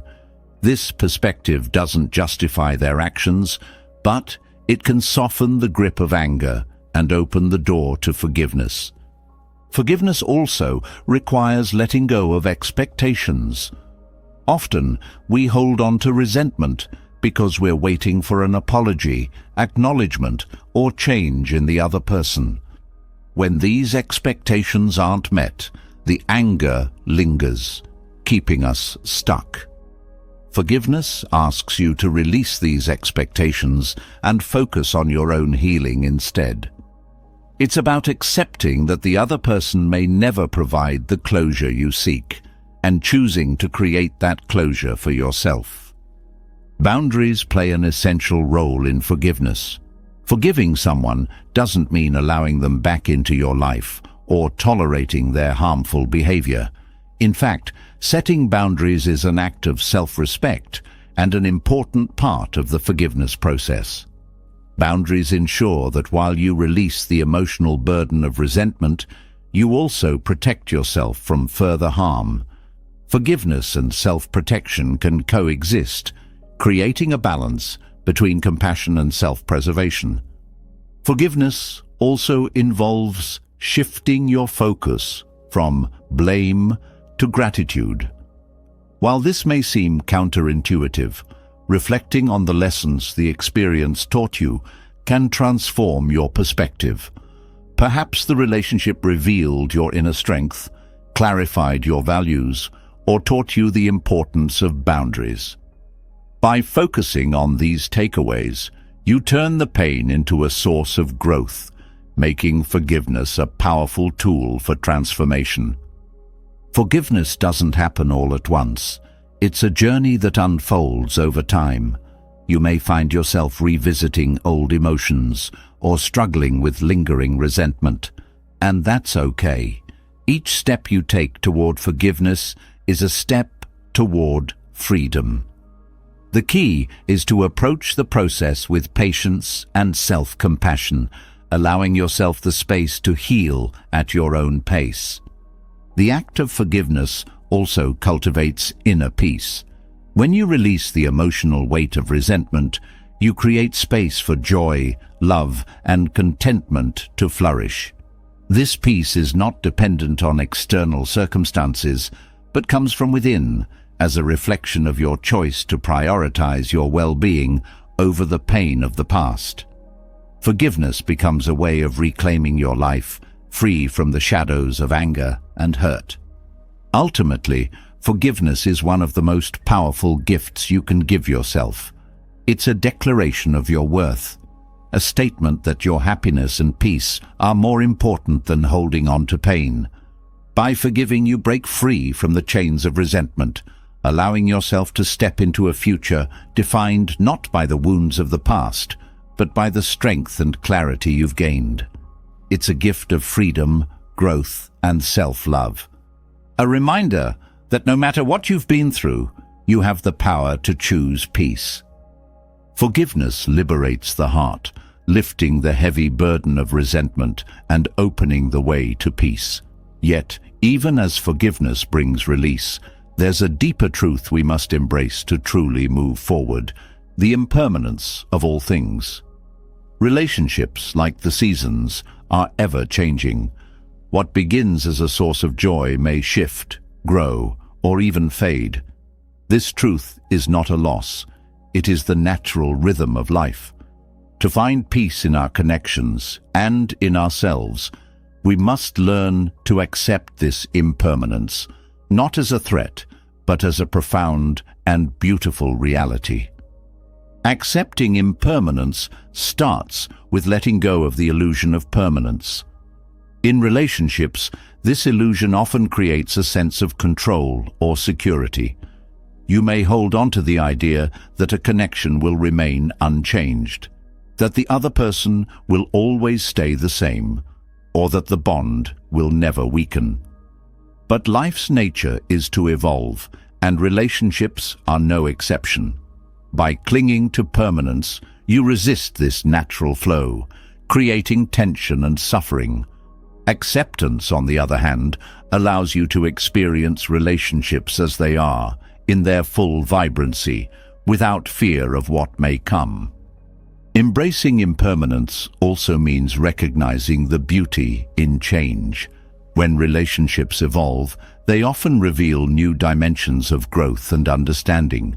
A friend who once felt like a sibling may drift apart, but the memories you share remain a testament to the connection you had. A romantic partner may no longer be part of your future, but the love and lessons from that relationship shape who you are today. Change does not erase the value of what was. It adds layers to the story of your life, enriching it in ways you may not immediately see. Impermanence challenges us to release attachment to outcomes. Often, relationships become a source of anxiety because of the expectations we place on them. You may want a relationship to fulfill certain roles, last a specific length of time, or meet your exact emotional needs. When these expectations aren't met, it can feel like failure. However, impermanence teaches that relationships are not about achieving a fixed goal, but about experiencing and appreciating them in the moment. When you let go of rigid expectations, you free yourself to enjoy the connection for what it is, rather than what you think it should be. This acceptance extends to the people within the relationship. Each person is constantly growing, learning, and changing. Clinging to who someone used to be, or who you want them to become, creates frustration and limits the depth of your connection. By embracing their evolution, you honor their journey and your own. It doesn't mean you have to stay in a relationship that no longer aligns with your values or needs, but it does mean letting go of the need to control their path and focusing instead on your growth and well-being. Impermanence also invites you to be present. The fleeting nature of relationships makes each moment with the people you care about all the more precious. Instead of taking connections for granted or worrying about their future, you can fully engage with the here and now. This presence deepens the bond, creating memories and experiences that endure even if the relationship changes or ends. It shifts your focus from scarcity to abundance, helping you see the richness in what you have rather than what you fear losing. Letting go of permanence also reduces the fear of endings. Many people stay in toxic or stagnant relationships because they are afraid of what life will look like without that connection. This fear stems from resistance to change, and a belief that endings are inherently negative. Impermanence teaches that endings are not failures, they are transformations. They create space for new opportunities, relationships, and growth. Accepting this truth allows you to face endings with grace and gratitude rather than fear. The concept of impermanence also helps you navigate loss. When a relationship ends, whether through separation, distance, or even death, it can feel overwhelming to accept the absence of someone who once played a central role in your life. But impermanence reminds you that their presence, however brief, had meaning. The love, lessons, and experiences shared remain a part of you, shaping your perspective and enriching your life. This understanding doesn't erase the pain of loss, but it gives it context, transforming it from something to avoid into something to honor. One of the most freeing aspects of impermanence is its ability to dissolve attachment. Attachment often creates suffering because it ties your happiness and identity to external factors, whether it's a specific relationship, role, or outcome. When those factors inevitably change, the attachment leads to disappointment and pain. Impermanence offers a different perspective. It encourages you to find fulfillment within yourself rather than seeking it externally. This shift reduces dependency and helps you approach relationships from a place of wholeness rather than need. Embracing impermanence also fosters resilience. When you accept that change is a natural part of life, you become better equipped to adapt when relationships shift or challenges arise. This resilience is not about suppressing your emotions or pretending everything is fine. It's about trusting in your ability to navigate change and find meaning in it. It allows you to face the unknown with courage and an open heart, knowing that each experience contributes to your growth. Impermanence encourages gratitude for the present. Knowing that relationships are not guaranteed fosters a deeper appreciation for the connections you have right now. It reminds you to express love, kindness, and gratitude while you can, rather than waiting for a perfect moment that may never come. This gratitude enriches your relationships and creates a sense of fulfillment that lingers even if the connection evolves or ends. Acceptance of impermanence also helps you prioritize what truly matters. When you acknowledge that time is finite, you become more intentional about where and with whom you invest your energy. It inspires you to nurture meaningful connections, let go of superficial ones, and focus on relationships that align with your values and bring you joy. This intentionality creates a life filled with depth and authenticity, where each relationship holds purpose and significance. Another important lesson from impermanence is the balance between holding on and letting go. Relationships often require effort, patience, and commitment, but clinging tightly out of fear or insecurity can suffocate the connection. By embracing impermanence, you learn to strike a balance, cherishing the relationship while allowing it the freedom to grow, evolve, or even end. This balance creates a healthier dynamic where both people feel respected and free to be themselves. Impermanence also transforms how you view yourself within relationships. Just as others are constantly evolving, so are you. The person you were at the beginning of a relationship may not be the same as the person you are now, and that's okay. Embracing your own growth allows you to approach relationships with authenticity and self-awareness, fostering connections that reflect your true self rather than outdated versions of who you used to be. Impermanence teaches you to trust in the flow of life. Relationships, like rivers, are meant to move and change course. Trying to freeze them in place only disrupts their natural rhythm. By surrendering to this flow, you align yourself with the broader patterns of existence, finding peace in the knowledge that everything is unfolding as it should. This trust replaces anxiety with acceptance and transforms the fear of change into an opportunity for growth. Accepting impermanence is not about detachment or indifference. It's about embracing the full spectrum of life's experiences with openness and grace. It invites you to cherish relationships while they last, honor them when they end, and carry their lessons forward with gratitude. In this acceptance, you find freedom, not from relationships, but within them. You learn to let go without losing yourself, to love without clinging, and to grow without fear. This understanding enriches not only your relationships, but your entire approach to life, creating a sense of harmony and peace that transcends the boundaries of the fleeting and the permanent. Accepting the impermanence of relationships allows us to release the tight grip of control and expectation, paving the way for genuine connection and freedom. Yet, for some, the idea of letting go feels nearly impossible because their sense of identity has become entangled in the relationship itself. This entanglement is the essence of codependency, a pattern of losing oneself in the needs, emotions, and approval of another.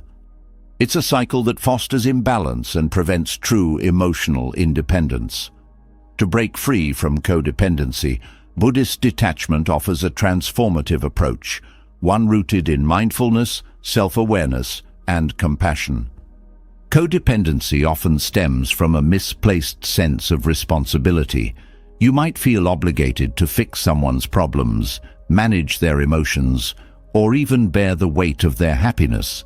This creates a dynamic where your own needs are neglected in favor of theirs, leaving you drained and unfulfilled. Buddhist detachment reminds you that while you can care for others, you are not responsible for their inner world. Each person must navigate their own journey, and attempting to take on their burdens denies them the opportunity to grow. Detachment is not about withdrawing love or becoming indifferent. Instead, it is the practice of maintaining emotional boundaries that allow you to care without losing yourself in the process. It means offering support without overstepping into control or self-sacrifice. This balance fosters healthier relationships where both parties are free to grow as individuals rather than being enmeshed in a cycle of dependency. A significant aspect of codependency is the fear of abandonment or rejection. This fear often drives people to cling tightly to relationships, even when they are unhealthy. Detachment encourages you to confront this fear, not by avoiding it, but by understanding its root. Many fears of abandonment stem from past wounds or unmet needs, which are carried into present relationships. By addressing these underlying issues, you can begin to release the fear and build a sense of security within yourself, rather than seeking it externally. Mindfulness is an essential tool in breaking the cycle of codependency. It helps you become aware of the ways you may be overextending yourself or neglecting your own well-being in the relationship. For example, mindfulness allows you to notice when you're saying yes to something out of guilt rather than genuine desire, or when you're prioritizing someone else's needs at the expense of your own.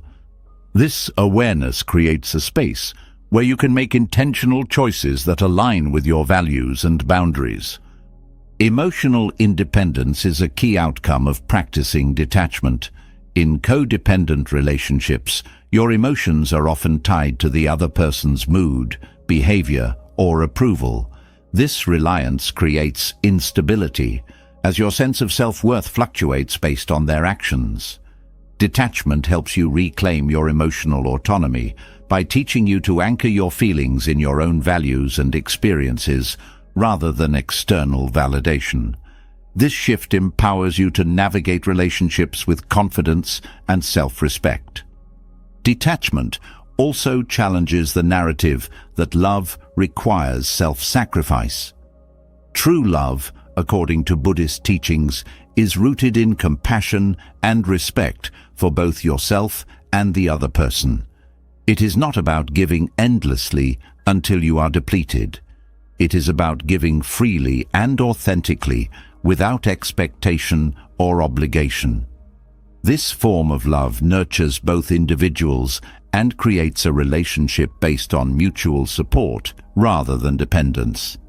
Breaking the cycle of codependency often requires unlearning deeply ingrained habits and beliefs.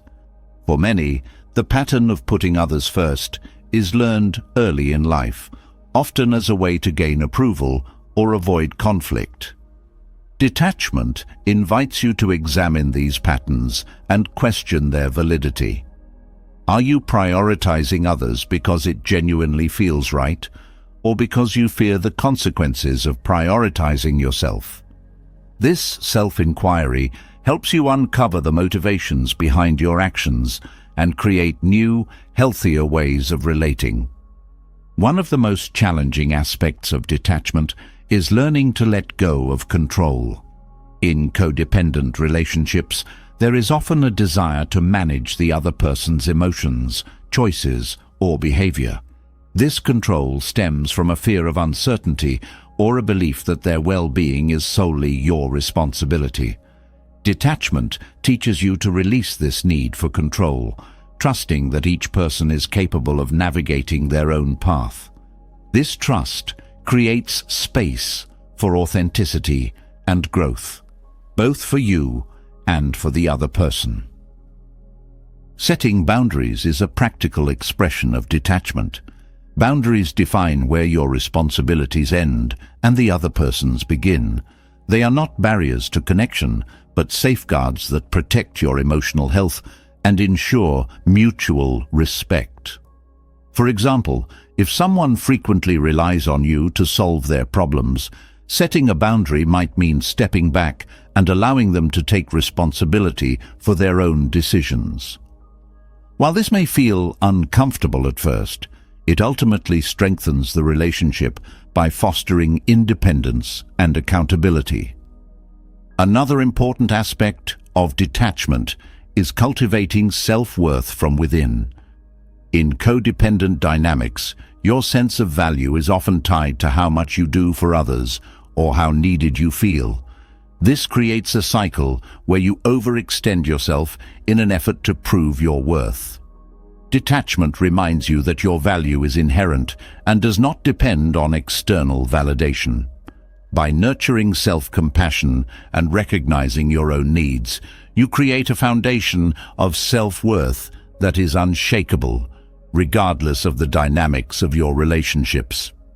Detachment also helps you embrace the impermanence of relationships. In codependency, there is often a fear of loss that drives clinging and control. Detachment teaches that relationships, like all things, are subject to change.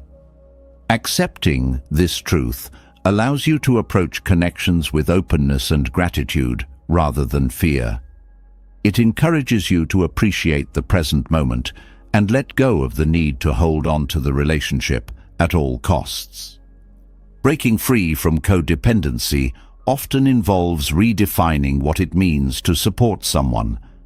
In a codependent dynamic, support can blur into enabling, where you take on responsibilities that are not yours to bear.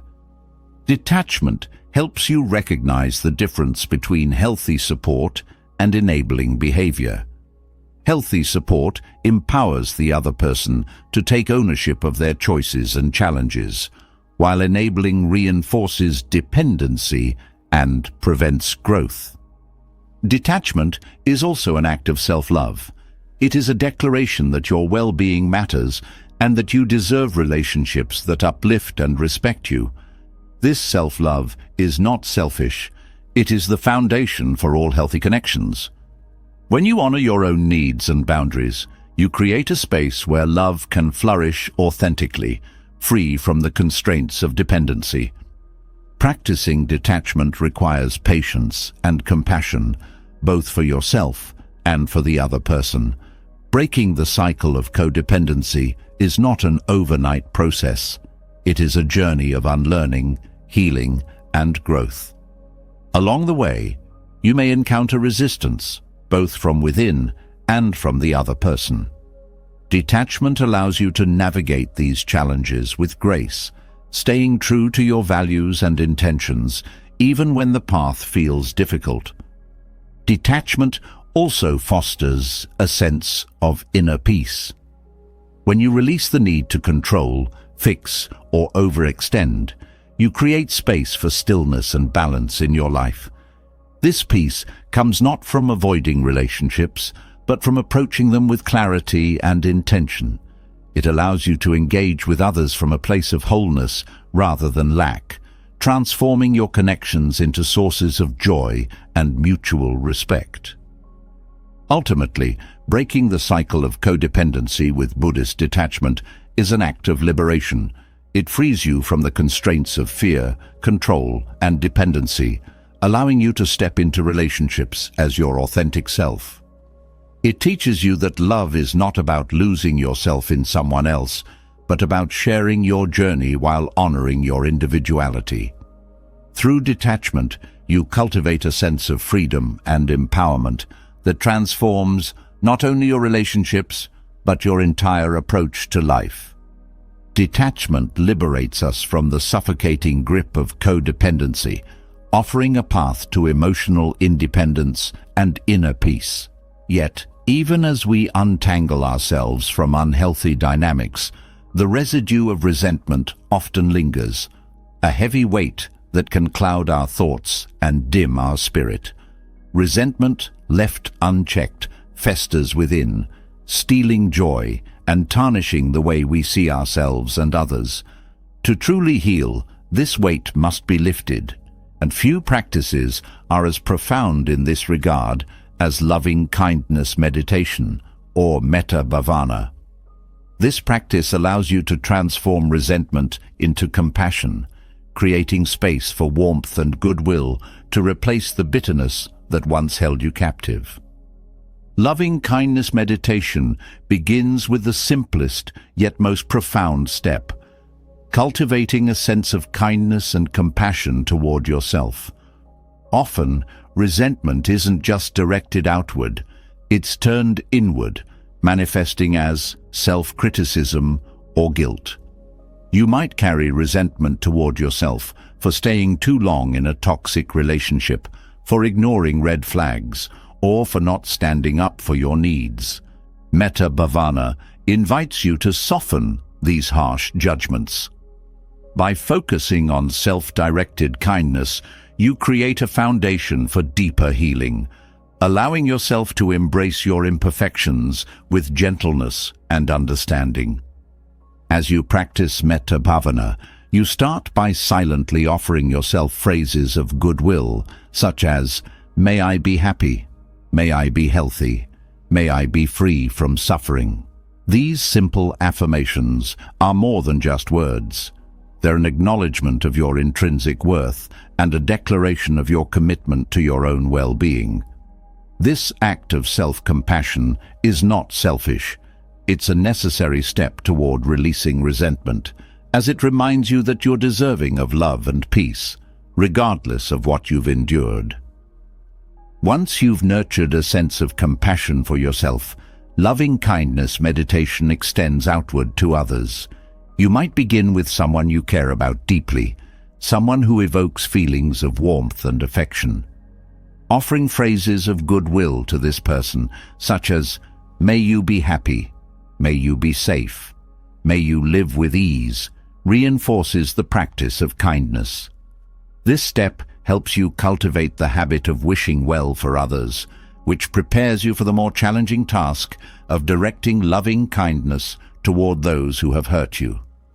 The transformative power of metta bhavana becomes most apparent when you turn your attention to those toward whom you feel resentment.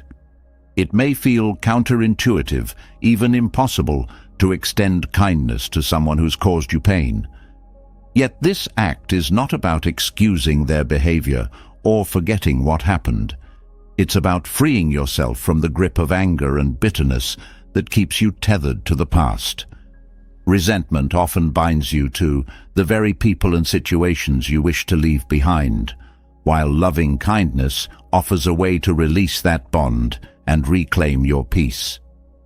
Offering loving kindness to someone who has hurt you begins with small steps. You don't have to force yourself to feel immediate compassion.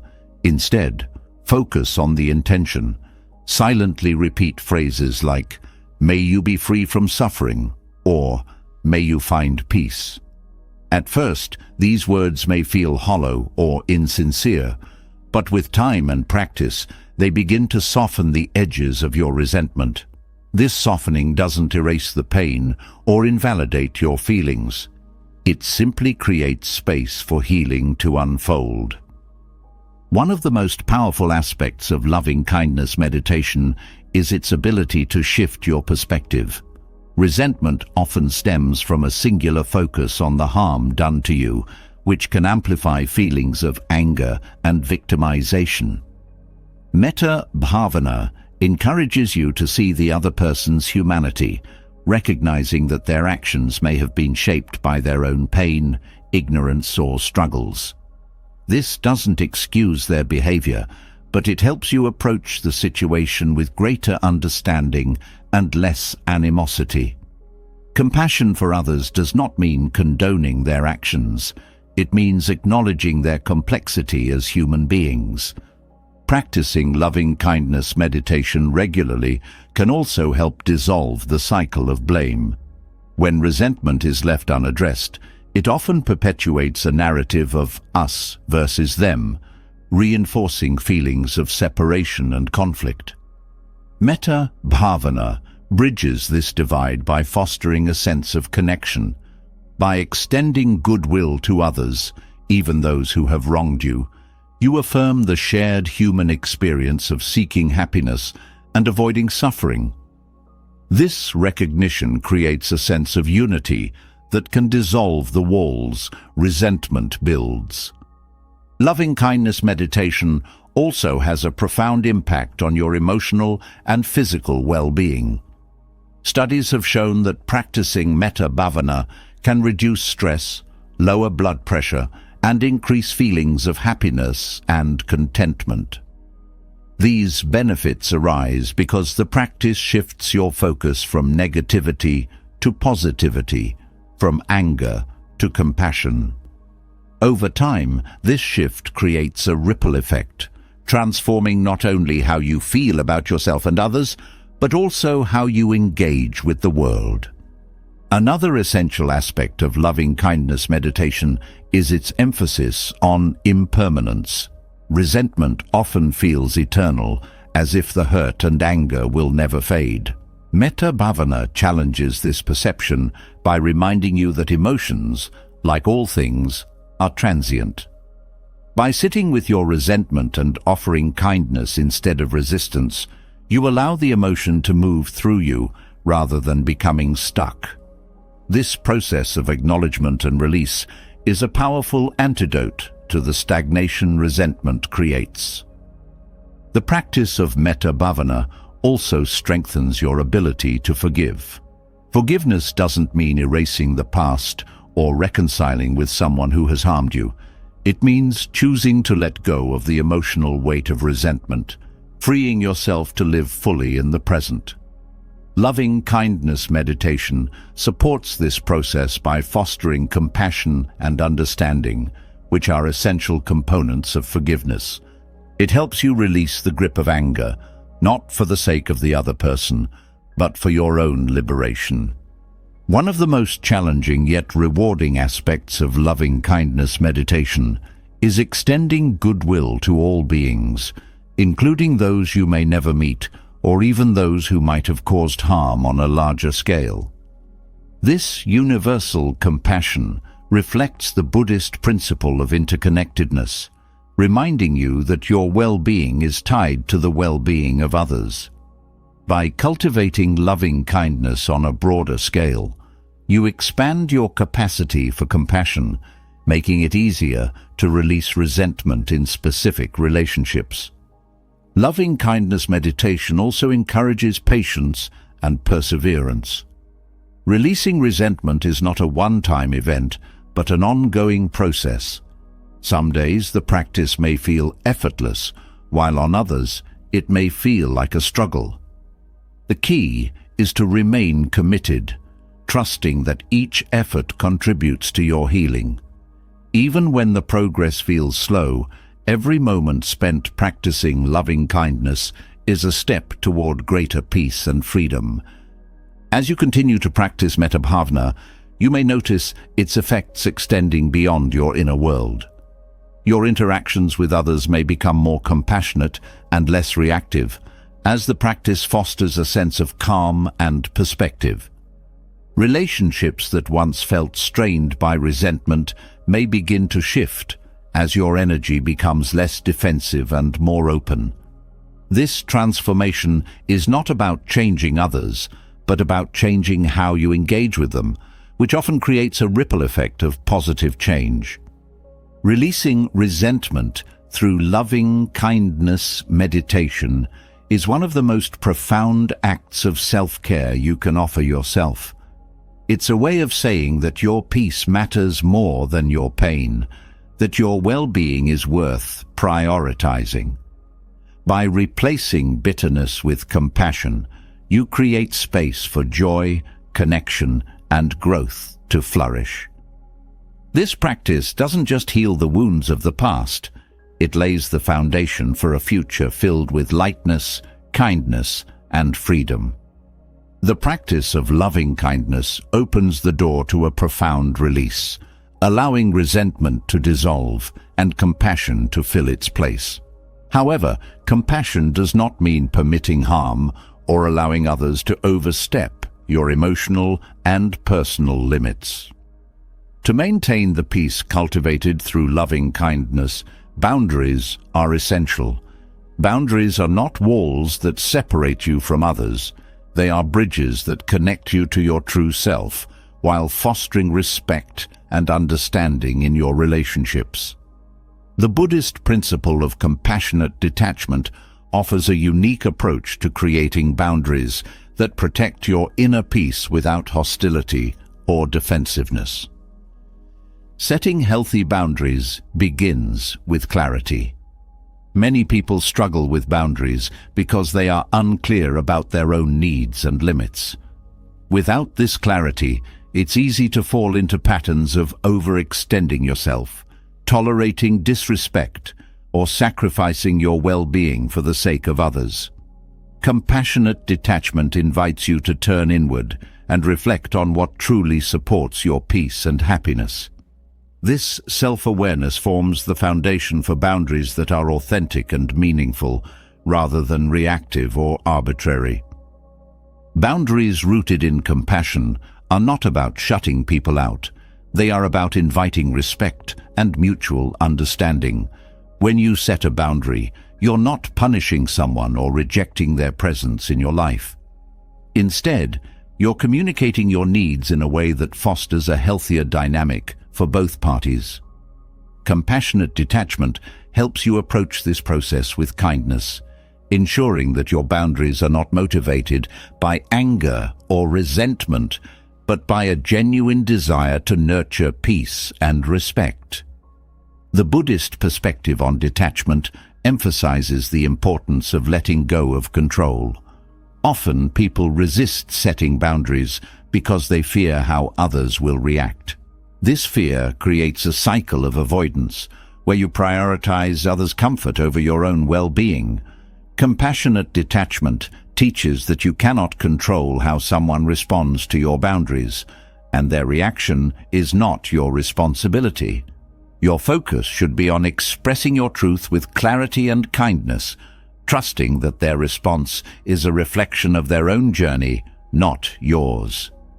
Mindfulness plays a crucial role in establishing boundaries. By staying present, you can recognize when your limits are being tested or when a situation begins to feel uncomfortable. This awareness allows you to address the issue before it escalates, rather than reacting out of frustration or exhaustion. Mindfulness also helps you communicate your boundaries calmly and effectively, as it prevents you from being overwhelmed by emotions in the moment. A clear and composed mindset ensures that your message is received with greater understanding. Compassionate detachment also encourages you to release the need for approval. Setting boundaries can be difficult when you fear disappointing others or being seen as selfish. However, seeking constant approval often leads to sacrificing your own needs, which breeds resentment and imbalance. Detachment helps you recognize that while it's natural to want positive relationships, your worth is not determined by others' opinions of you. By prioritizing your peace and well-being, you cultivate a sense of inner validation that frees you from the need for external approval. Boundaries are an act of self-respect. When you set a boundary, you're affirming that your needs and feelings are valid and deserve consideration. This self-respect is not only empowering, but also contagious. When you treat yourself with dignity, you encourage others to do the same. Compassionate detachment ensures that this self-respect doesn't come at the expense of kindness, as it teaches you to assert your needs without diminishing the value or feelings of others. One of the most transformative aspects of compassionate detachment is its emphasis on balance. Boundaries are not about withdrawing from relationships or becoming emotionally distant. They are about finding a middle path between enmeshment and isolation. This balance allows you to maintain meaningful connections while preserving your autonomy and inner peace. It creates space for both intimacy and individuality, fostering relationships that are grounded in mutual respect and understanding. The process of setting boundaries often requires confronting discomfort. You may fear conflict, rejection, or the possibility of losing a relationship. Compassionate detachment helps you navigate this discomfort by shifting your focus from external outcomes to internal alignment. When your actions are rooted in your values and truth, the discomfort becomes a temporary challenge rather than an insurmountable obstacle. This perspective empowers you to act with integrity, even when it feels difficult. Communication is key to setting healthy boundaries. How you express your needs can greatly influence how they are received. Compassionate detachment encourages you to communicate with honesty and kindness, avoiding blame or accusations. Instead of saying, "You never respect my time," you might say, "I feel overwhelmed when plans are changed at the last minute. I need more consistency to manage my schedule." This approach fosters understanding and reduces defensiveness, creating a foundation for constructive dialogue. Boundaries also require consistency. It's not enough to set them once and hope they'll be honored indefinitely. Compassionate detachment reminds you to uphold your boundaries with gentle persistence, even when it feels inconvenient. This consistency reinforces their importance and prevents the erosion of your well-being over time. It also communicates to others that your boundaries are non-negotiable, which fosters respect and reduces the likelihood of repeated violations. Forgiveness plays a role in maintaining boundaries. There may be times when others unintentionally overstep your limits, or when you struggle to uphold them yourself. Compassionate detachment encourages you to approach these moments with understanding rather than judgment. Forgiving yourself and others for boundary missteps creates an environment of growth and learning rather than one of blame or resentment.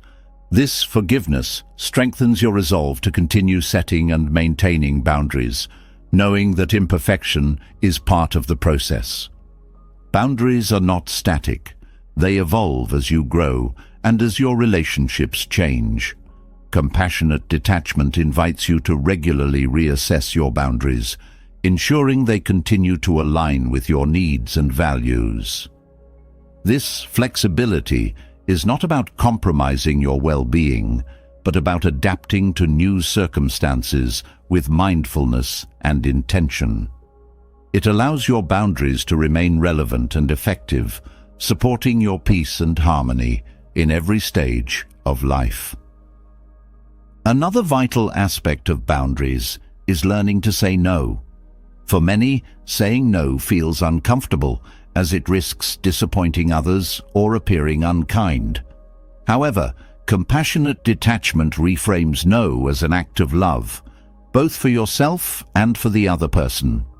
Saying no when something compromises your well-being ensures that you can show up fully and authentically in your relationships, rather than becoming overwhelmed or resentful. It also teaches others to respect your limits and take responsibility for their own needs. Boundaries also extend to your relationship with yourself. Compassionate detachment encourages you to set limits on self-criticism, overworking, or neglecting your well-being. Just as you would protect your peace in a relationship with someone else, you must do the same in your relationship with yourself. This self-boundary fosters a sense of balance and self-care, ensuring that you treat yourself with the same compassion and respect you offer to others. The practice of setting boundaries is deeply empowering. It shifts the focus from external control to internal agency, reminding you that you have the power to create a life aligned with your values and needs. Compassionate detachment enhances this empowerment by grounding your boundaries in kindness and understanding, ensuring they support not only your well-being, but also the health of your relationships. Boundaries are not barriers to connection. They are the foundation of meaningful, balanced relationships. By setting and maintaining boundaries with compassion, you create a space where respect, understanding, and authenticity can thrive. Compassionate detachment transforms boundaries from a source of conflict into a tool for harmony, fostering a life of peace and intentionality. Through this practice, you not only protect your inner peace, but also honor the humanity and dignity of everyone you encounter. Boundaries rooted in compassion help safeguard your inner peace, but there are moments when even the healthiest boundaries cannot salvage a relationship. Letting go becomes the only path forward. However, the process of letting go often stirs powerful emotions. Anger, bitterness, and even the desire for revenge can arise, threatening to overshadow the healing you seek. Learning to release a relationship without clinging to these toxic emotions is an act of profound strength and wisdom. This journey is not about erasing the hurt or forgetting the past. It is about cultivating equanimity, a balanced state of mind that allows you to part ways with dignity and grace. Letting go without anger or revenge begins with acceptance. Often, the emotions that arise when a relationship ends are tied to resistance to the reality of the situation, to the other person's actions, or to your own feelings of pain. Accepting what has happened does not mean you condone hurtful behavior or dismiss your emotions. It means you acknowledge the truth of the situation as it is, without trying to change or control it. This acceptance creates a foundation for moving forward with clarity, free from the turmoil of denial or resistance. Equanimity, a core principle in Buddhist philosophy, plays a crucial role in this process. It teaches you to remain steady and composed, even in the face of emotional upheaval. Cultivating equanimity does not mean suppressing your feelings. It means observing them without judgment, allowing them to rise and fall like waves. By practicing this awareness, you create space between yourself and your emotions, reducing their power to dictate your actions or cloud your judgment. This emotional steadiness enables you to let go without being consumed by anger or a need for retaliation. Forgiveness is another essential step in letting go without toxic emotions. Forgiveness is often misunderstood as excusing someone's actions or pretending the hurt didn't happen. In reality, forgiveness is an act of liberation. It frees you from the grip of resentment and allows you to reclaim your peace. This does not mean you have to reconcile with the person or invite them back into your life. It simply means you release the emotional hold their actions have over you, choosing your well-being over the weight of unresolved anger. Practicing forgiveness can be challenging especially when the pain feels fresh or profound. One way to approach it is through empathy. While it's not always easy, trying to understand the other person's perspective can soften feelings of anger or blame. Recognizing that their actions may have been shaped by their own struggles or limitations does not excuse their behavior, but it can help you see them as human rather than as a source of harm. This perspective creates room for compassion, which is a powerful antidote to anger. Letting go without anger also requires releasing the need for closure. Many people hold on to resentment because they feel they need answers, apologies, or acknowledgement to move forward. While closure can be comforting, it is not always possible, and waiting for it can keep you trapped in a cycle of frustration. Instead, focus on creating your own closure by reflecting on what the relationship taught you and how it shaped your growth. This internal closure empowers you to let go on your terms, without relying on the other person to provide it. Revenge often stems from a desire to regain a sense of power or control after feeling hurt or wronged. However, acting on this desire only perpetuates the cycle of pain, keeping you tied to the very situation you wish to leave behind. True power lies in your ability to rise above these impulses, choosing actions that align with your values rather than reacting from a place of hurt. Letting go with grace is not about letting the other person off the hook. It's about freeing yourself from the toxicity of retaliation. Mindfulness is a valuable tool for navigating the emotions that arise during the process of letting go. By staying present, you can observe your thoughts and feelings without being overwhelmed by them. Mindfulness allows you to recognize when anger or bitterness begins to take hold, giving you the opportunity to pause and choose a different response. This practice helps you remain grounded, ensuring that your actions reflect your intentions rather than your emotions. Another key aspect of letting go is focusing on your own healing and growth. When a relationship ends, it's natural to dwell on what went wrong or how the other person contributed to the pain. However, this focus keeps you tethered to the past, preventing you from moving forward.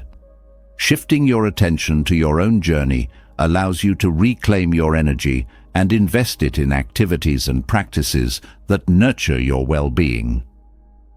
This self-care is not selfish. It is a necessary part of releasing the emotional ties that bind you to the relationship.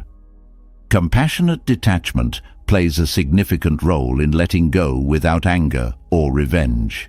This practice involves caring for others without becoming entangled in their actions or emotions. It allows you to recognize the other person's humanity while maintaining your own emotional boundaries. Detachment helps you approach the end of a relationship with understanding rather than hostility, creating a space for both parties to move forward without lingering negativity.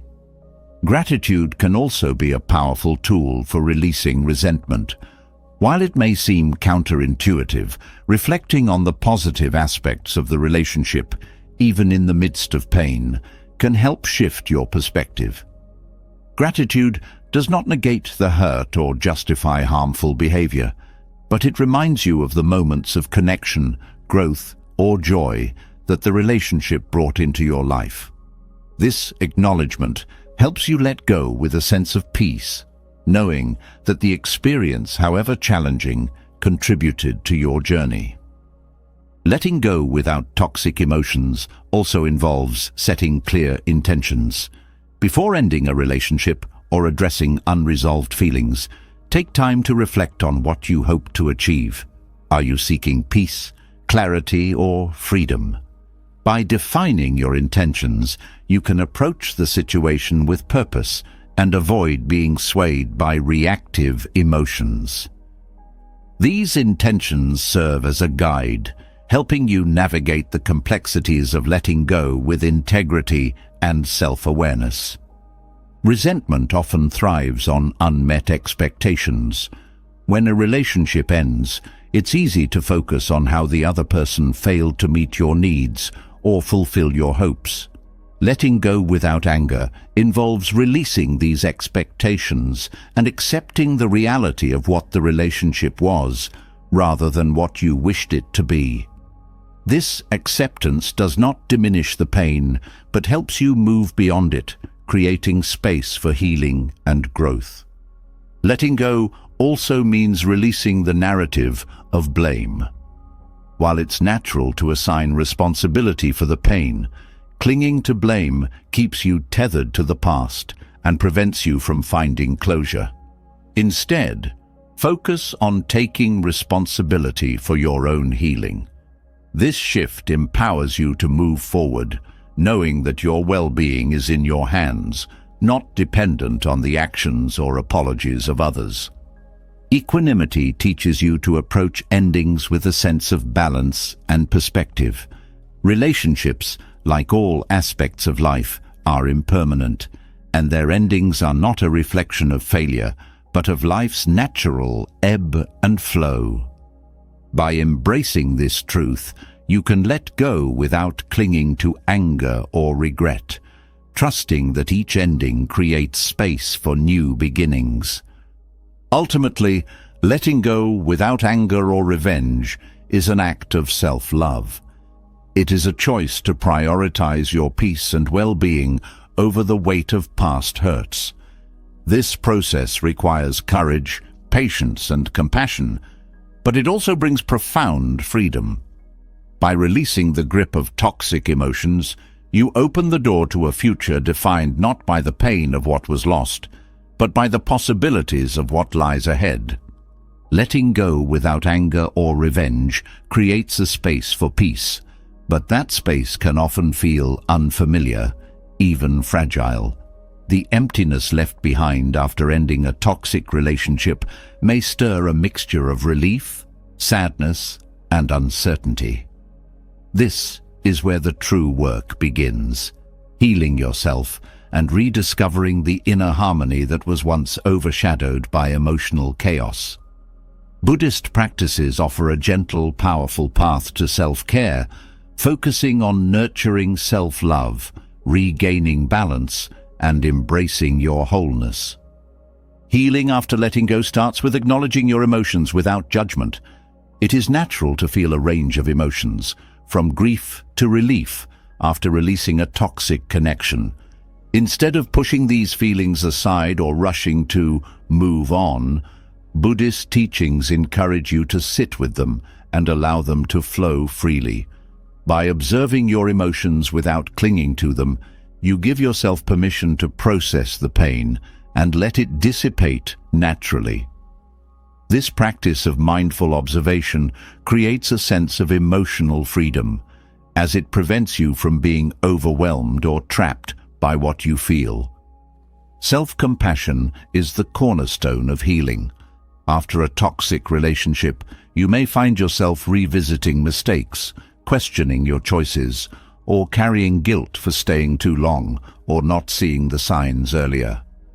Buddhist self-care begins with extending kindness to yourself, just as you would to a dear friend in pain. This means recognizing that you did the best you could with the knowledge and resources you had at the time.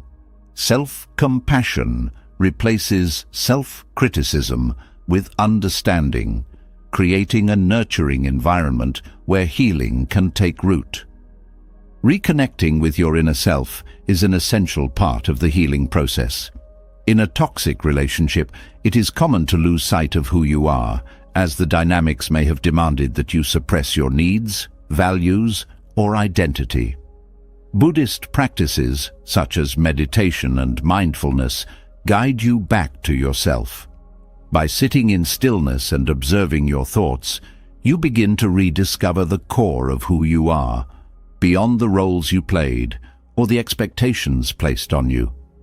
This reconnection restores a sense of wholeness and reminds you that your identity is not defined by the relationship you left behind. Another important aspect of healing is cultivating a sense of gratitude, not for the pain itself, but for the strength and lessons it revealed. Buddhist philosophy emphasizes the transformative power of adversity, encouraging you to see challenges as opportunities for growth.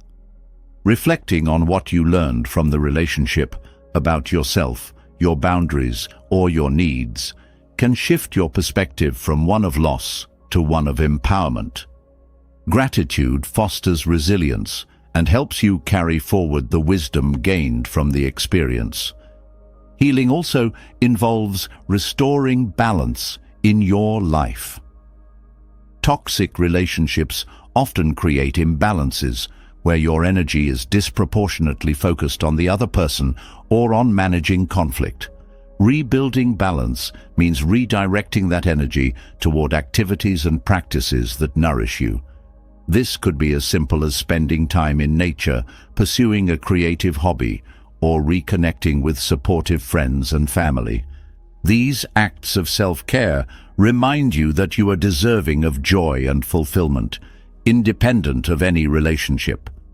The practice of mindfulness is particularly powerful in maintaining balance during the healing process. Mindfulness helps you stay present, preventing you from dwelling on the past or worrying about the future. It allows you to fully engage with the present moment, appreciating its richness and beauty. This presence creates a sense of calm and stability, grounding you as you navigate the complexities of healing. Releasing attachments is another key element of self-care. After a toxic relationship, you may find yourself holding on to remnants of the connection, whether it's physical mementos, unresolved feelings, or lingering what-ifs. Buddhist teachings encourage you to let go of these attachments, not by suppressing them, but by acknowledging their impermanence. Letting go creates space for new experiences and allows you to move forward unencumbered by the weight of the past. Practicing loving kindness toward yourself is a profound way to nurture healing. Loving kindness meditation, or metta bhavana, involves offering phrases of goodwill to yourself, such as, "May I be happy, may I be healthy, may I be free from suffering." This practice not only cultivates self-love, but also reinforces your commitment to your own well-being. It shifts your focus from the pain of the past to the possibilities of the present, creating a foundation of positivity and hope. Establishing healthy routines is another important aspect of healing. Toxic relationships often disrupt your sense of stability, leaving you feeling unmoored. Creating a daily routine that includes practices like meditation, exercise, or journaling can help you regain a sense of structure and control. These routines serve as anchors, providing consistency and comfort as you navigate the ups and downs of healing. Buddhist teachings also emphasize the importance of non-attachment to outcomes. As you heal, it's natural to hope for a certain timeline or specific results. However, clinging to these expectations can create frustration or disappointment if progress feels slow. Non-attachment teaches you to trust the process, allowing healing to unfold in its own time and in its own way. This patience creates space for deeper and more sustainable growth. Connecting with a supportive community can also enhance your healing journey. In Buddhism, the Sangha, or spiritual community, plays a vital role in providing guidance and encouragement. Surrounding yourself with people who uplift and support you can make a significant difference in your recovery. Whether it's close friends, family, or a group that shares your values, these connections remind you that you are not alone and that healing is a shared human experience. Healing after a toxic relationship also involves setting intentions for the future. While it's important to process the past, dwelling on it can keep you stuck. Setting intentions allows you to shift your focus toward what you want to create moving forward. These intentions don't have to be grand. They can be as simple as prioritizing your well-being, pursuing a passion, or fostering healthy relationships. Intentions serve as a guiding light, helping you navigate the path ahead with clarity and purpose. Rebuilding trust in yourself is another critical aspect of healing. Toxic relationships often erode your confidence in your own judgment or instincts. Buddhist practices encourage you to reconnect with your inner wisdom by cultivating self-awareness and mindfulness. As you begin to trust yourself again, you strengthen your ability to make decisions that align with your values and protect your well-being. Healing is about embracing the impermanence of pain. Just as joy is fleeting, so too is sorrow. Buddhist philosophy reminds you that all emotions, no matter how intense, will eventually pass. By holding this truth in your heart, you can approach the healing process with hope and patience, knowing that the pain you feel today will transform into peace and wisdom with time. Through these practices, healing becomes not just a process of recovery, but a journey of transformation. It is an opportunity to rediscover your strength, reclaim your peace, and create a life that reflects your true self. Buddhist approaches to self-care provide the tools and guidance to navigate this journey with grace, empowering you to move forward with a heart that is whole and a spirit that is free. The journey of healing after letting go of a toxic relationship brings moments of clarity, self-compassion, and renewed strength. Yet, there remains a deeper layer to explore, transforming the pain you experienced into a source of wisdom and growth. Pain, while difficult to endure, carries lessons that have the potential to elevate your understanding of yourself, others, and the world around you. It is not the suffering itself, but what you choose to do with it that defines your path forward. Through this transformation, challenges become opportunities, and endings become beginnings. Pain from a toxic relationship can feel overwhelming, but it often serves as a mirror, reflecting truths about your values, boundaries, and patterns. When viewed through the lens of growth, these reflections offer insights into your emotional needs and vulnerabilities. Instead of avoiding or suppressing this pain, allow yourself to explore it with curiosity and openness. What does the pain reveal about what you tolerated, what you long for, or what you lacked? Each revelation holds a seed of wisdom, showing you areas where healing and growth are most needed. A significant aspect of transforming pain into wisdom is taking responsibility for your role in the dynamic. This does not mean blaming yourself for being mistreated, but rather acknowledging where your choices or actions may have contributed to the relationship's challenges. Perhaps you ignored red flags, compromised your values, or struggled to assert your needs. Taking responsibility empowers you to learn from these experiences, ensuring that you approach future relationships with greater awareness and intentionality. Pain also highlights your resilience. Enduring a toxic relationship and finding the strength to leave it behind is no small feat. Reflecting on the courage it took to make that decision can shift your perspective from one of victimhood to one of empowerment. Recognizing your resilience reminds you of your capacity to navigate difficult situations and emerge stronger on the other side.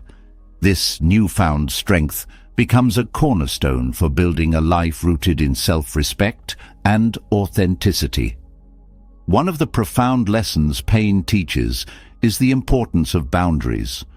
Toxic relationships often push the limits of what you can endure, exposing areas where your boundaries may have been too porous or undefined.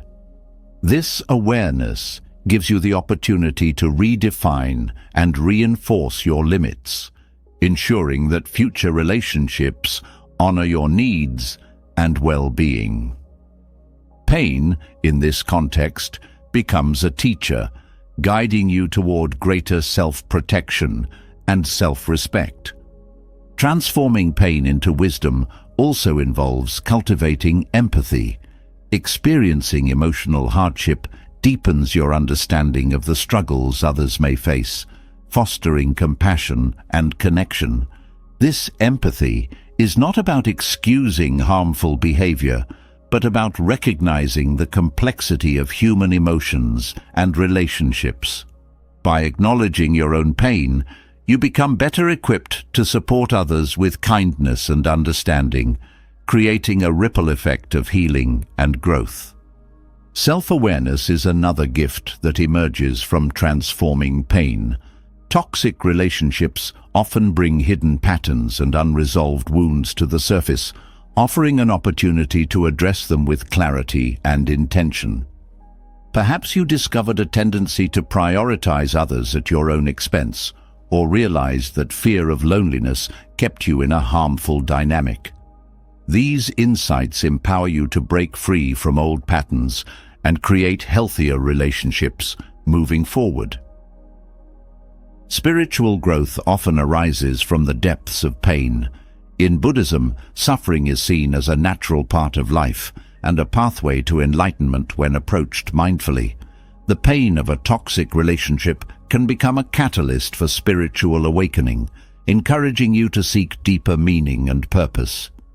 This growth is not about bypassing your emotions, but about integrating the lessons they bring into a broader understanding of yourself and your place in the world. Letting go of resentment is a critical step in transforming pain. Holding on to anger or bitterness keeps you tethered to the past, preventing you from fully embracing the wisdom it offers. Releasing these emotions does not mean forgetting or condoning what happened. It means choosing peace over prolonged suffering. Forgiveness, both for yourself and the other person, is a profound act of liberation that allows you to move forward with clarity and grace. Mindfulness is a valuable tool for turning pain into wisdom. By staying present with your emotions, you can observe them without being overwhelmed or consumed. This practice helps you distinguish between the stories you tell yourself about the pain and the actual experience of it. Mindfulness creates space for reflection and insight, allowing you to uncover the lessons hidden within the discomfort. Over time, this practice fosters a sense of calm and resilience, even in the face of challenging emotions. Another aspect of transforming pain is embracing the impermanence of suffering. Just as relationships change and evolve, so too does pain. Buddhist philosophy teaches that all emotions, no matter how intense, are transient. This understanding allows you to approach your pain with patience and compassion, trusting that it will eventually give way to healing and growth. Embracing impermanence also encourages you to stay open to the new possibilities that arise when you release the past. Pain also teaches you the value of self-love. In a toxic relationship, you may have compromised your well-being to meet someone else's needs or expectations. The pain of that experience underscores the importance of prioritizing your own happiness and health. Transforming pain into wisdom means learning to nurture yourself, setting aside time for rest, joy, and self-discovery. This self-love becomes a foundation for future relationships, ensuring that they are built on mutual respect and care. Resilience, empathy, self-awareness, and spiritual growth are not the only outcomes of transforming pain. There is also a renewed sense of purpose. The challenges you faced can inspire you to support others who are navigating similar struggles. turning your experience into a source of guidance and encouragement. Whether through sharing your story, offering advice, or simply being present for someone in need, your pain can become a beacon of hope and strength for others. Transforming pain into wisdom also involves reimagining your narrative. Instead of viewing the toxic relationship as a failure or loss, you can see it as a chapter in your journey of growth. This shift in perspective allows you to reclaim your power, recognizing that the experience shaped you in meaningful ways. It reminds you that your story is not defined by the pain you endured, but by the resilience and wisdom you gained. Growth often requires stepping into discomfort, and the pain of a toxic relationship is no exception. Facing the raw emotions and difficult truths that arise is not easy, but it is necessary for transformation. Buddhist teachings encourage you to lean into this discomfort with curiosity and openness, trusting that it holds the key to your evolution. By embracing the process, you allow pain to become a source of strength and insight, rather than a barrier to your progress. Transforming pain into wisdom is about cultivating hope. The end of a toxic relationship may feel like the closing of a door, but it also marks the beginning of a new chapter. The lessons you learn and the growth you experience create a foundation for a brighter future, one where you are equipped to build healthier connections, honor your worth, and embrace life with authenticity and courage. Pain, when met with intention and reflection, becomes not just a challenge to overcome, but a stepping stone toward the life you truly deserve. Transforming pain into wisdom reveals the depth of strength and insight that emerges from challenging experiences. Yet, as you navigate the complexities of personal growth, the way you end relationships also becomes a reflection of your inner transformation. When the time comes to close a chapter, the words you choose and the intention behind them hold immense power. Ending a relationship, particularly a toxic one, mindfully requires communication that aligns with truth, compassion, and purpose. The Buddhist principle of right speech provides a guiding framework for this process, helping you navigate these moments with clarity and integrity. Right speech is not just about the words you use, but the energy they carry and the intention behind them. It emphasizes communication that is truthful, kind, and necessary. When ending a relationship, these principles serve as anchors, ensuring that your words honor both your truth and the dignity of the other person. Speaking truthfully does not mean being harsh or brutally honest. It means expressing your feelings and needs in a way that reflects authenticity without causing unnecessary harm. The first element of right speech, truthfulness, requires you to be clear and honest about your reasons for ending the relationship. Avoiding or sugarcoating the truth may seem like an easier path, but it often creates confusion and prolongs the emotional entanglement. Truthfulness invites you to articulate your feelings and boundaries with sincerity, allowing both parties to gain clarity and move forward. This honesty is not about placing blame, but about taking responsibility for your own well-being and expressing your needs with respect. Kindness is equally important in practicing right speech. Ending a relationship, even a toxic one, is a vulnerable moment for both individuals. Choosing words that reflect empathy and understanding helps to soften the impact of the conversation. Kindness does not mean avoiding difficult truths or sacrificing your boundaries. It means delivering those truths with compassion. Acknowledging the other person's humanity, even in the midst of pain or conflict, creates space for closure and healing. The necessity of your words is another key principle of right speech. Before speaking, reflect on whether what you're about to say is truly essential to the conversation. Unnecessary comments or criticisms often arise from anger or frustration and serve no constructive purpose. By focusing on what is necessary, you streamline the conversation, ensuring that your words are meaningful and aligned with your intention to end the relationship mindfully. Right speech also involves mindful listening. Communication is not solely about expressing your own thoughts. It is also about creating a space for the other person to be heard. Listening without interruption or judgment demonstrates respect, even if you disagree with their perspective. This act of presence and attentiveness helps to de-escalate tension and fosters a sense of mutual understanding, even in moments of disagreement. Timing plays a crucial role in ending relationships mindfully. Right speech encourages you to consider the context and emotional state of both individuals before initiating the conversation. Choosing a time when you're both calm and focused allows for a more constructive dialogue. Rushed or emotionally charged conversations often lead to misunderstandings and heightened conflict. By approaching the conversation with patience and intention, you create an environment where right speech can thrive. Non-attachment is another important aspect of practicing right speech during this process. It is natural to feel tempted to seek validation, justify your actions, or elicit a specific response from the other person.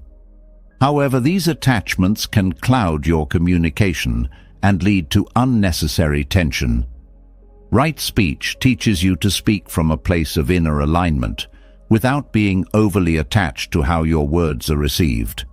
This detachment allows you to remain centered and focused on your intention rather than being swayed by external reactions. Balancing honesty with tact is a skill that right speech cultivates. When sharing your reasons for ending the relationship, avoid blaming or accusing the other person. Instead, focus on expressing your feelings and experiences in a way that reflects your personal truth. For example, saying, "I feel that this relationship is no longer healthy for me," is more constructive than "you always make things difficult." This approach shifts the focus from criticism to self-awareness, encouraging a more constructive conversation. Another vital aspect of right speech is refraining from gossip or speaking negatively about the other person to others. Ending a relationship can stir emotions that tempt you to vent or seek validation from mutual friends or family. However, speaking ill of the other person only perpetuates negativity and harms your integrity. Right speech reminds you to honor the dignity of the relationship, even as it ends, by choosing words that reflect respect and restraint. Self-awareness is essential in practicing right speech. Before initiating the conversation, take time to reflect on your intentions and emotions. Are you approaching the conversation from a place of clarity and compassion, or are unresolved feelings influencing your words? This self-reflection helps you align your communication with the principles of right speech, ensuring that your words reflect your highest intentions rather than reactive emotions. Boundaries are an integral part of ending relationships mindfully. Right speech provides a framework for articulating these boundaries with clarity and respect. Clearly stating what you need and what is no longer acceptable creates a foundation for closure and protects your well-being. At the same time, right speech encourages you to express these boundaries without hostility, fostering a sense of mutual respect even as the relationship ends. Practicing gratitude during the conversation can also support mindful communication.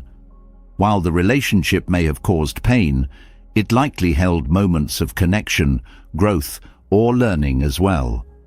Acknowledging these positive aspects does not diminish the reasons for ending the relationship.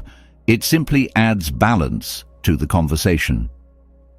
Expressing gratitude for the shared experiences can help both parties part ways with a sense of closure and respect.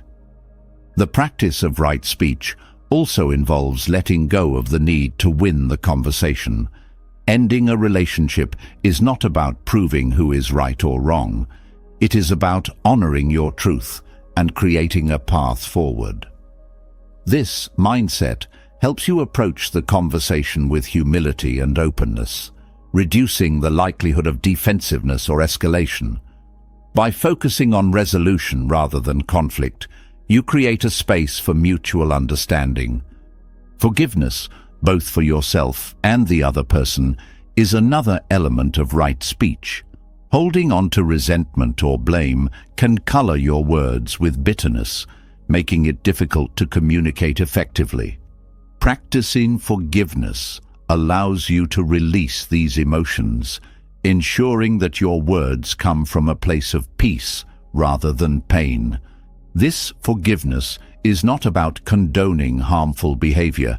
It is about freeing yourself from the emotional weight of the past. Right speech also encourages you to be mindful of your tone and body language during the conversation. Non-verbal cues often carry as much weight as the words themselves. Approaching the conversation with a calm and open demeanor reinforces your intention to communicate mindfully. Avoiding harsh tones or closed-off body language helps to create a more receptive and respectful environment. Practicing right speech during the end of a relationship is an act of self-respect. It reflects your commitment to living in alignment with your values, even in difficult moments. By choosing words that are truthful, kind, and necessary, you honor both yourself and the other person, creating a foundation for closure and healing. This mindful communication ensures that the end of the relationship is not defined by conflict or regret, but by the integrity and intention with which you approached it. As mindful words help to bring closure and clarity, they also open the door to something equally profound: solitude. In the quiet moments that follow the end of a relationship, solitude often feels unfamiliar or even intimidating, yet it holds transformative power.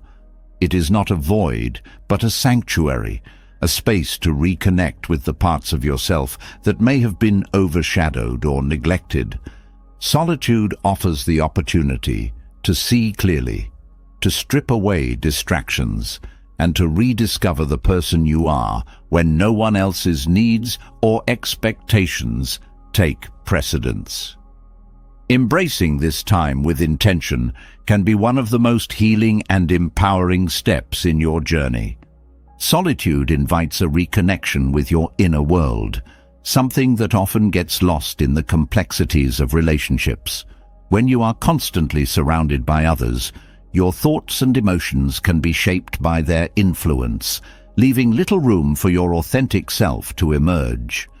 Solitude creates a space for introspection, allowing you to tune into your own needs, values, and desires. This reconnection is not about isolating yourself, but about finding clarity within, away from the noise of external voices. In solitude, emotional clarity begins to unfold. After the intensity of a toxic relationship, your emotions can feel tangled and overwhelming. Being alone allows you to sit with these feelings without judgment or distraction, giving them the space to settle. This process is not always easy. Pain, anger, and sadness may surface, but it is essential for understanding what you have experienced and what you need to heal.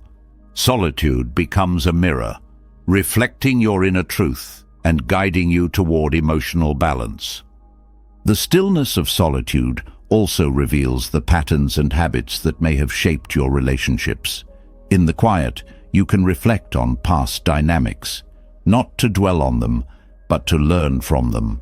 Were there moments when you silenced your voice, ignored your intuition, or prioritized someone else's happiness over your own? These insights are gifts, illuminating the areas where growth is needed and empowering you to make different choices moving forward. Solitude fosters self-reliance, a quality that can feel foreign after a period of emotional dependence or codependency. When you sit with yourself, you learn to trust your own judgment and intuition. You begin to see that your worth is not tied to someone else's approval or validation, but rooted in your inherent being. This self-reliance strengthens your ability to navigate life's challenges with confidence, knowing that you are capable of supporting yourself emotionally and mentally. In the space that solitude provides, creativity often flourishes. The quiet allows your mind to wander, explore, and imagine without interruption. This creative energy can be channeled into hobbies, projects, or practices that bring you joy and fulfillment.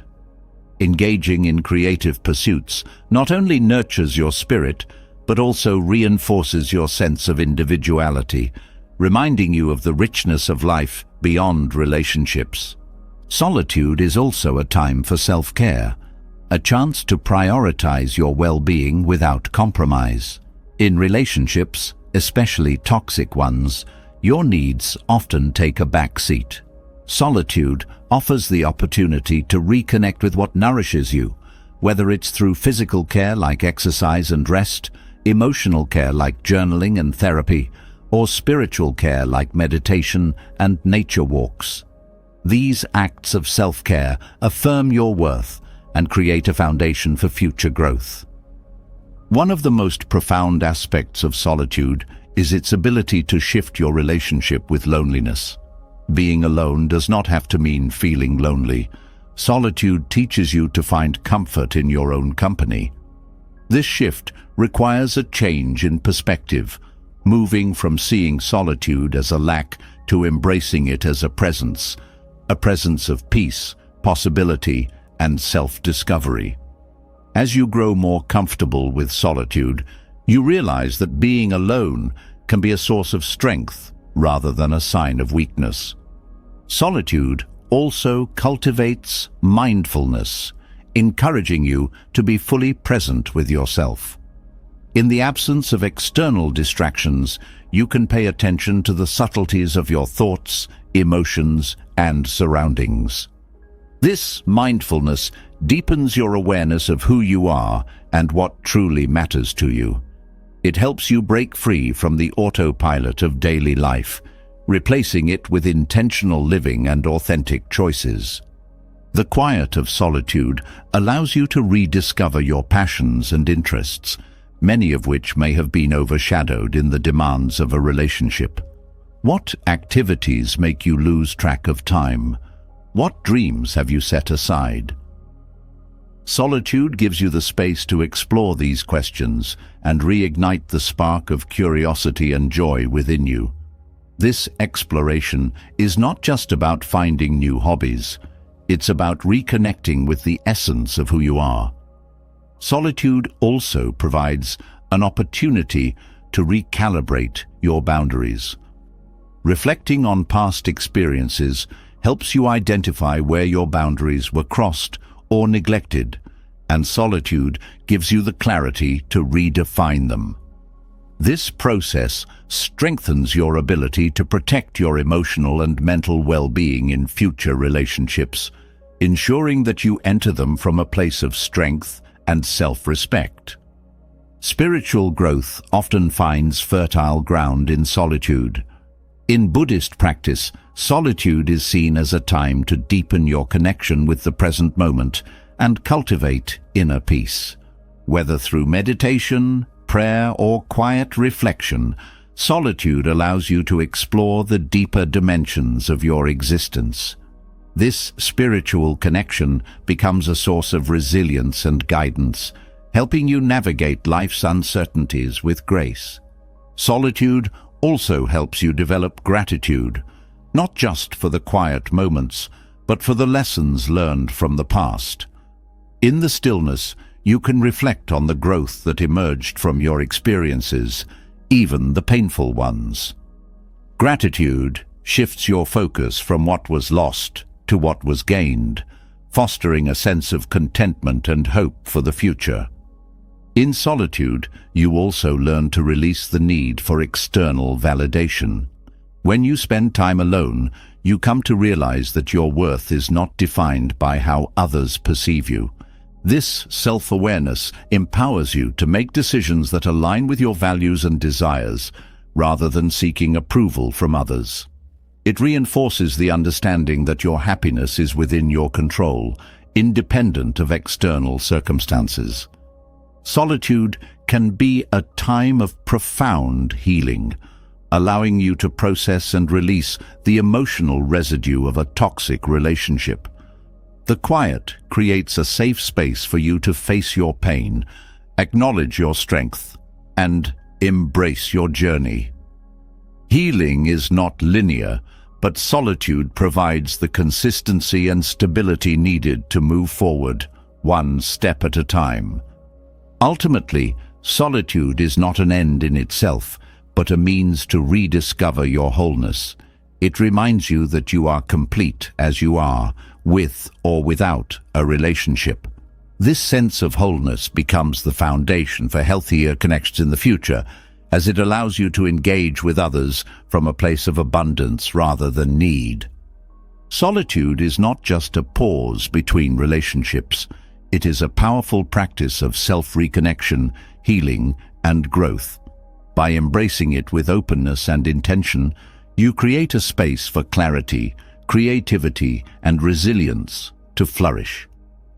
In solitude, you find the strength to let go of the past and the courage to step into a future that reflects your true self.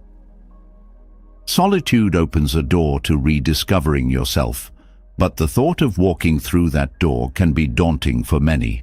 The fear of being alone often looms large, casting a shadow over decisions to leave harmful relationships. This fear can feel paralyzing, tethering you to situations that no longer serve you, simply because the unknown feels too overwhelming. Buddhist teachings provide a compassionate guide through this fear, illuminating a path to understanding, acceptance, and ultimately, freedom. The fear of being alone often stems from the stories we tell ourselves about loneliness. It's easy to associate solitude with emptiness or lack, but Buddhist philosophy challenges this perception, encouraging a shift in how we view aloneness. Loneliness, in its painful form, arises from attachment, clinging to the idea that happiness depends on someone else's presence. Buddhist teachings remind us that true contentment comes from within, independent of external circumstances or relationships. One of the key Buddhist concepts in addressing the fear of being alone is the idea of impermanence. Everything in life, including loneliness, is temporary. This understanding helps to lessen the grip of fear, as it assures us that feelings of isolation are not permanent states, but passing experiences. By embracing this truth, you can approach the fear of being alone with curiosity rather than resistance, knowing that it is part of the ebb and flow of life. Mindfulness is a powerful tool for confronting and easing the fear of loneliness. By bringing your attention to the present moment, mindfulness helps you break free from the spiral of worry about the future or regret about the past. When fear arises, mindfulness allows you to observe it without becoming consumed by it. You can acknowledge the fear, feel it fully, and let it move through you, rather than allowing it to dictate your actions or decisions. Self-compassion is equally important in addressing this fear. Buddhist teachings emphasize treating yourself with the same kindness and understanding you would offer to a close friend.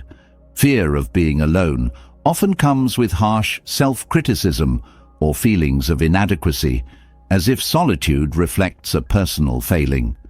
Practicing self-compassion reminds you that these fears are part of the human experience and that it's okay to feel vulnerable. This kindness toward yourself creates a sense of safety and comfort, even in moments of uncertainty. Letting go of attachment is central to overcoming the fear of being alone. Attachment to relationships, even unhealthy ones, often arises from a belief that they provide security or completeness. Buddhist philosophy encourages you to question this belief and to recognize the ways in which clinging to these attachments can cause suffering.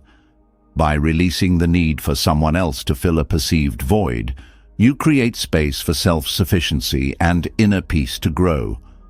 Buddhism also teaches that solitude can be a profound teacher. When you are alone, you have the opportunity to deepen your understanding of yourself, free from external influences. This self-awareness is not only empowering but also liberating, as it allows you to see that you are whole and complete in your own right. The fear of being alone often diminishes when you realize that solitude is not a punishment, but a gift, a chance to connect with your true self. Engaging in loving-kindness meditation can help to counteract feelings of loneliness. By cultivating goodwill and compassion toward yourself and others, this practice fosters a sense of connection that transcends physical presence. It reminds you that you are part of a greater whole, even when you are physically alone. This sense of interconnectedness can be deeply comforting, reducing the sting of loneliness and replacing it with a feeling of belonging. The practice of gratitude is another way to shift your perspective on solitude. Fear of being alone often focuses on what is missing, creating a sense of lack. Gratitude redirects your attention to what is present and abundant in your life, whether it's your health, your skills, or the beauty of nature. This practice not only eases the fear of being alone, but also nurtures a sense of contentment and joy in the present moment. Understanding the distinction between loneliness and solitude is key to transforming your relationship with being alone. Loneliness is often a state of longing or dissatisfaction, while solitude is a state of presence and acceptance. Buddhist teachings encourage you to reframe your perspective, seeing solitude as an opportunity rather than a deficit. This shift in mindset helps to neutralize the fear of being alone, replacing it with a sense of possibility. Cultivating mindfulness in daily life can also help to alleviate the fear of loneliness. Simple practices such as mindful breathing, walking, or eating bring you back to the present moment, grounding you in the here and now. These practices remind you that each moment is complete in itself, reducing the tendency to seek fulfillment outside of yourself. This sense of completeness counteracts the fear of being alone, as it reinforces the understanding that your happiness is not dependent on external factors. Buddhist teachings also highlight the importance of embracing imperfection. Fear of being alone often stems from the belief that solitude reflects a flaw or failure. By accepting your humanity and embracing your imperfections, you can begin to release this fear and see solitude as a natural and valuable part of life. This acceptance fosters a sense of self-worth that is independent of your relationship status or external circumstances. Engaging in meaningful activities can also help to ease the fear of being alone. When you focus on pursuits that align with your values and passions, you fill your time with purpose and fulfillment. These activities not only enrich your life, but also reinforce the understanding that you are capable of creating joy and meaning on your own.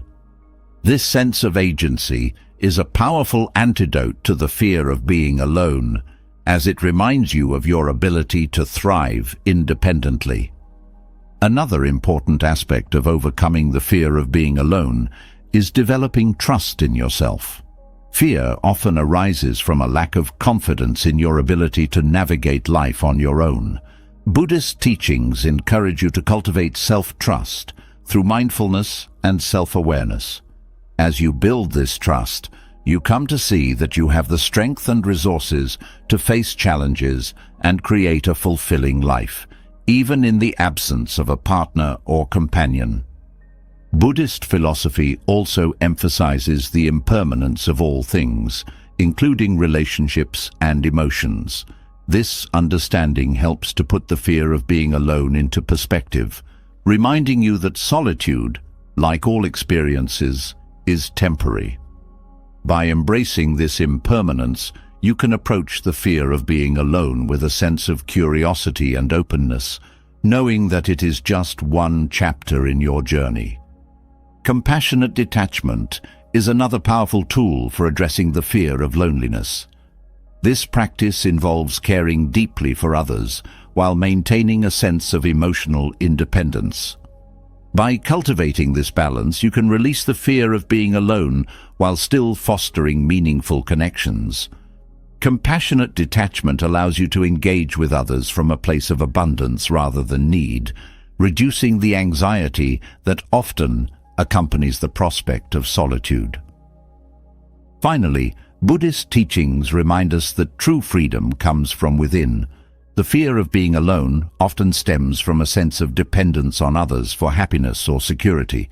By turning inward and cultivating inner peace, you free yourself from this dependence and discover a wellspring of contentment that is not tied to external circumstances.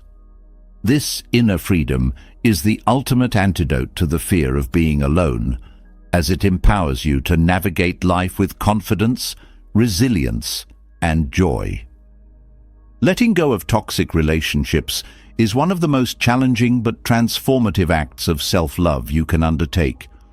Through Buddhist teachings, we've explored how to recognize harmful patterns, cultivate non-attachment, and practice forgiveness while honoring your inner peace. We've delved into the power of solitude, the importance of mindfulness, and the wisdom that emerges when pain is transformed into growth. These practices are not about running from relationships or dismissing their value, but about reclaiming your emotional clarity, self-respect, and ability to thrive. As you continue your journey, remember that healing is not a destination, but an ongoing process.